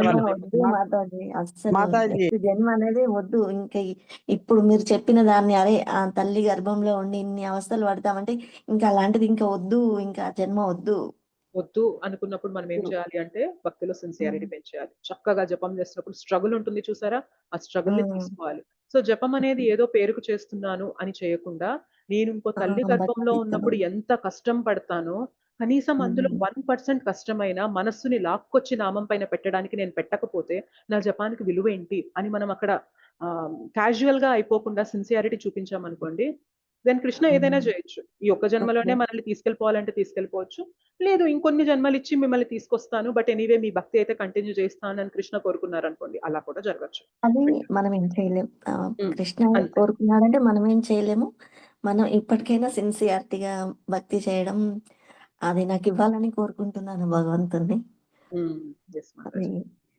okay. Me thank you. Intention అయితే భగవంతునికి అర్థమైపోతుంది. ఆయన ఎక్కడో లేదు కదా! మన హృదయంలోనే ఉన్నారు కాబట్టి అదే. మనం ఇది సిన్సియర్‌గా ఉండాలి అనే కోరిక మనం భగవంతునికి వ్యక్తపరిచాము అంటే, భగవంతుడు దానికి తగ్గ దారులన్నీ కూడా ఓపెన్ చేస్తారనమాట. నువ్వు నా దగ్గరికి రావాలనుకుంటున్నావు కదా! మరి నేను ఎప్పటినుంచో ఇప్పుడు గాదు, కోట్ల సంవత్సరాల క్రితమే నీ గురించి నేను ఎదురు చూస్తున్నా. నువ్వు ఇవాళ తిరగాలనుకున్నావు. సో, నువ్వు ఇప్పుడు తిరగాలనుకుంటున్నావు కాబట్టి నేను చాలా హ్యాపీగా ఉన్నాను. నేనిప్పుడు ఈ దారిని సులభతరం చేస్తాను. నువ్వు తొందరగా నా దగ్గరికి రావాలి అని చూస్తాను. ఒక శ్లోకం ఉంటది మాతాజీ. హృదయస్థో జనార్దన అంటే పెద్దగుంది. అది కూడా వచ్చు నాకు. హ్మ్. అంటే మామూలుగా ఆ శ్లోకంలో ఉంటది. లవస్తేషయానం కుతేస్తేషయానం ఇది శ్లోకం ఉంటది. అందులో హృదయస్థో జనార్దన అని ఉంటదన్నమాట. మన హృదయంలోనే జనార్దనుడు ఉన్నాడు. హ్మ్. అది అది అంతవరకు వస్తున్నాను. కానీ ఈ పూర్తిగా ఇది మొన్న బృందావన్ వెళ్ళినప్పుడే ఇంత అంటే ఇప్పుడు అంటే 1 మంత్ అయింది మాతాజీ. ఫస్ట్‌కెళ్ళాము. హ్మ్. ఈ 1 మంత్ నుండే ఇది ఇంత ఉంటుందని క్లారిటీగా నాకు తెలియదు అసలు. ఎలా ఓహ్! ఎలా అయినా ఎన్నో వెళ్ళాను మాతాజీ. ఈ శారదాం వెళ్ళాను. అన్నీ చూసాను. అటు వెళ్తున్నాను కానీ కరెక్ట్ అనేది నాకు దారి అనేది దొరకట్లేదు. ఇప్పుడు ఈ 1 మంత్ బ్యాక్ దొరికింది మాతాజీ నాకు. ఇది ఇది చాలు. మళ్ళా ఇంకొకసారి అంటే సరిగ్గా చూడలేదు బృందావన్ ఇంకా. మళ్ళీ ఒకసారి వెళ్ళాలి, చూడాలి, ఇంకా మొత్తం తెలుసుకోవాలి. భగవంతుని వైపే నడవాలి. ఇంక ఇవి ఏమీ వద్దు నాకు. ఇంక మళ్ళీ జన్మ అంటూ వద్దు. యెస్ మాతాజీ. భగవంతుడు ఏ కోరికైనా తీరుస్తాడు మాతాజీ. నాకు ఆస్తిపాస్తులు గావాలి, పేరు ప్రతిష్టలు గావాలి, నగలు, నాణ్యాలు గావాలి అంటే అది గూడా తీరుస్తాడు. నాకు ఈ చిల్లర కాదు భగవంతుడా, నాకు వజ్రమైన అంటే నువ్వు వాళ్ళలో గావాలి అని కోరుకుంటే అది గూడా ఇస్తాడనమాట. సో, మన అదే కోరిక తృప్తి మార్చామనుకోండి, భగవంతుడు కూడా తన దారులు మార్చేస్తాడు. మన కర్మని మార్చేస్తాడు. సో, మన కోరిక మార్చకుండా భౌతికంగానే ఉంచుకున్నామనుకోండి, మన కర్మ మనం అనుభవించాల్సిందే. మన కోరిక మార్చేసామంటే కర్మని గూడా చెరిపేసి తొందరగా నువ్వు నా దగ్గరకొచ్చే మార్గాన్ని నేను ఓపెన్ చేస్తాను అని భగవంతుడు చూస్తారనమాట. సో, అంటే అవన్నీ ఇచ్చినా కూడా తృప్తి అనేది ఉండదు కదా మాతాజీ. ఇంకా ఎన్ని ఇచ్చినా మీరు ఇంకా మంచి కావాలి, ఇంకా కావాలి అనే ఆశనే మంచి ఉంటుంది కదా. పాయింట్ చెప్పారు. ఇప్పుడు ఆ! చూడండి, ఆ! బేసిక్‌గా ఇవన్నీ ఏంటి అంటే సున్నాలు మాతాజీ. మనకి హ్మ్. తెలియదనమాట. ఇవన్నీ సున్నాలన్న విషయం మనకి తెలియదు. అందుకనే ఆల్రెడీ ఇప్పుడు ఇల్లు లేనివాడు ఏమనుకుంటాడు? నేను ఇల్లు ఉండడానికి ఒక కావాలి. మంచి ఇల్లు కట్టుకోవాలి అని చెప్పి అనుకుంటాడు. సో, కట్టుకున్న తర్వాత మేబీ కొన్ని రోజులు సంతోషంగా ఉంటాడేమో. అంతకన్నా గొప్ప ఇల్లు, గొప్ప సౌకర్యాలు ఉన్న వ్యక్తిని చూడగానే ఏమనుకుంటాడు? నాకు ఇంకా అవి ఇల్లు అని కావాలి. కావాలి అని. ఆ! అవి కావాలి. ఇంకా ఇంకో ఇల్లు గావాలి. లేకపోతే అట్లాంటి ఇంట్లో నేనుండాలి అని కోరుకుంటాడు. లేదు అది గూడా సంపాదించాడు, కష్టపడి సంపాదించాడనుకోండి. అప్పుడైనా తృప్తి చెందుతాడా? లేదు, లేదు, లేదు. వీళ్ళు ఇట్లా అనుభవిస్తున్నారు. నాకు అట్లాంటి జీవితం గావాలి అని చెప్పి అది కూడా కావాలి. కావాలి అనుకుంటాడు. పోనీ అక్కడి దాకా కష్టపడి ఎళ్ళాక ఆగుతాడా అంటే లేదు, లేదు, లేదు, లేదు. వీళ్ళు ఇంకా అనుభవిస్తున్నారు. వీళ్ళు ఆనందం అంటే వీళ్ళ దగ్గర ఉంది అని చెప్పి చూసి అది కూడా కావాలి అనుకుంటాడు. సో, బేసిక్‌గా జీవితాంతం మనం వేటి వెనకైతే పరిగెడుతున్నామో అవన్నీ పుట్టి సున్నాలనమాట. అందుకనే ఎన్ని సున్నాలున్నా దానికి విలువుంటుందా? No ma'am. ఉండదు. సో, సున్నాలు సంపాదిస్తున్నాం గాబట్టి మనలో తృప్తి రావట్లేదు. ఇంకా సున్నా గావాలి, ఇంకా గావాలి, ఇంకా కానీ మనకు తెలీదు. అది సున్నా అన్న విషయం మనకు తెలియకుండా అది దానికి విలువుందేమో అని పరిగెడుతూ ఉంటాం. కానీ అది మన దగ్గరకొచ్చాక ఏమవుతుంది? నిజంగా ఇది నాకు తృప్తినివ్వట్లేదు అని. కానీ తృప్తి ఎప్పుడైతే ఇవ్వట్లేదు. భగవంతుని వైపు తిరిగామో, మన దగ్గరున్న సున్నాలన్నిటికి ఒకటి జోడిస్తున్నామనమాట. సో, ఒకప్పుడు ఎన్ని 100 సున్నాలున్నా గూడా విలువ లేనిది, ఇప్పుడు ముందు ఒకటి చేర్చామనుకోండి ఏమవుతుంది? హమ్మయ్య! వచ్చాం భగవంతుడి దగ్గరికి వచ్చాం. ఇది ఇవ తృప్తినిస్తుంది. ఇది తృప్తినిస్తుంది. భగవంతుని దగ్గరికి వచ్చిన వ్యక్తి జీవితంలో తృప్తి ఉంటుందన్నమాట. తృప్తి. భగవంతుడు తన జీవితంలో లేని వ్యక్తి ఎప్పుడు కూడా అసంతృప్తి. నాకది లేదు, నాకిది లేదు. నా జీవితం బాలేదు, నా జీవితంతో అన్యాయం జరిగింది. నేను అనుభవించట్లేదు, నా స్థితి బాలేదు, నా కర్మ బాలేదు అని చెప్పి ఎప్పుడు కూడా వాళ్ళు కంప్లెయింట్స్ చేస్తూనే ఉంటారు. భక్తి చేసే వాళ్ళేమంటారో తెలుసా? థాంక్ యూ కృష్ణ నాకిన్నిచ్చావు. నేనేం చేశానని నాకిన్నిచ్చావు? నేను ఉండడానికి ఇల్లిచ్చావు. ఇల్లు లేని వాళ్ళు ఎంతమందున్నారు? నేను 3 పూట్ల తినడానికి నాకు తిండినిస్తున్నావు. తిండి కోసం తప్పిస్తూ ఎక్కడ ఏ చెత్తబుట్టలో ఏ తిండి దొరుకుతుందా అని ఎదురు చూసి తపన పడే వాళ్ళు ఎంతమందున్నారు? సో, నేను అవును. కట్టుకోవడానికి బట్టలిచ్చావు. చిరిగిపోయిన బట్టలు కట్టుకొని ఎంతమందున్నారు? నేను తిన్నది నాకు అరిగిస్తున్నావు. అరగలేక ఎంతమంది హాస్పిటల్స్‌లో పడి కొట్టుకుంటున్నారు. ఇన్ని ఇచ్చావు భగవంతుడా నాకు. నేను నీకు ఏమివ్వాలి అని చెప్పి వాళ్ళ హృదయం తపనతో ఉంటుందన్నమాట. అది భక్తుని హృదయం. అది ఎప్పుడొస్తుంది అంటే భగవంతుని గురించి వినే కొద్దీ మనలో గ్రాటిట్యూడ్ పెరిగిద్దనమాట. భగవంతుని గురించి తెలుసుకోవట్లేదనుకోండి, "నువ్వు నాకేమిచ్చావు? నీకింత చేశా, నీకెన్ని నోములు చేశా, నీకెన్ని పూజలు చేశా, నీకెన్ని వ్రతాలు చేశా, నువ్వు నాకేం చేసావు? నా జీవితంతో అన్యాయమే చేసావు నువ్వు" అని చెప్పి భగవంతుడిని నిందిస్తారు. కానీ భక్తులు ఎలా అంటే జీవితంలో అన్ని లాక్కొని ఒకటే అంటారు, నేను నీకేం చేయాలి కృష్ణ, నేను నీకేం చేయాలి కృష్ణ, నేను ఏం చేయమంటావు కృష్ణ చెప్పు అని చెప్పి భగవంతునికి ఇవ్వాలి ఇవ్వాలి అనుకుంటూ ఉంటారన్నమాట. అది భక్తుని హృదయం. అది డెవలప్ మనం చేసుకోగలిగామంటే మాత్రం దెన్ భగవంతుడే దాసోహం అయిపోతాడనమాట. నేనే నీ దగ్గరకు వచ్చేస్తా, నేను నీకు దూరంగా నేను ఉండలేను అని భగవంతుడే ఫీల్ అవుతారనమాట. అలా ఉండాలి భక్తుని హృదయం అనేది.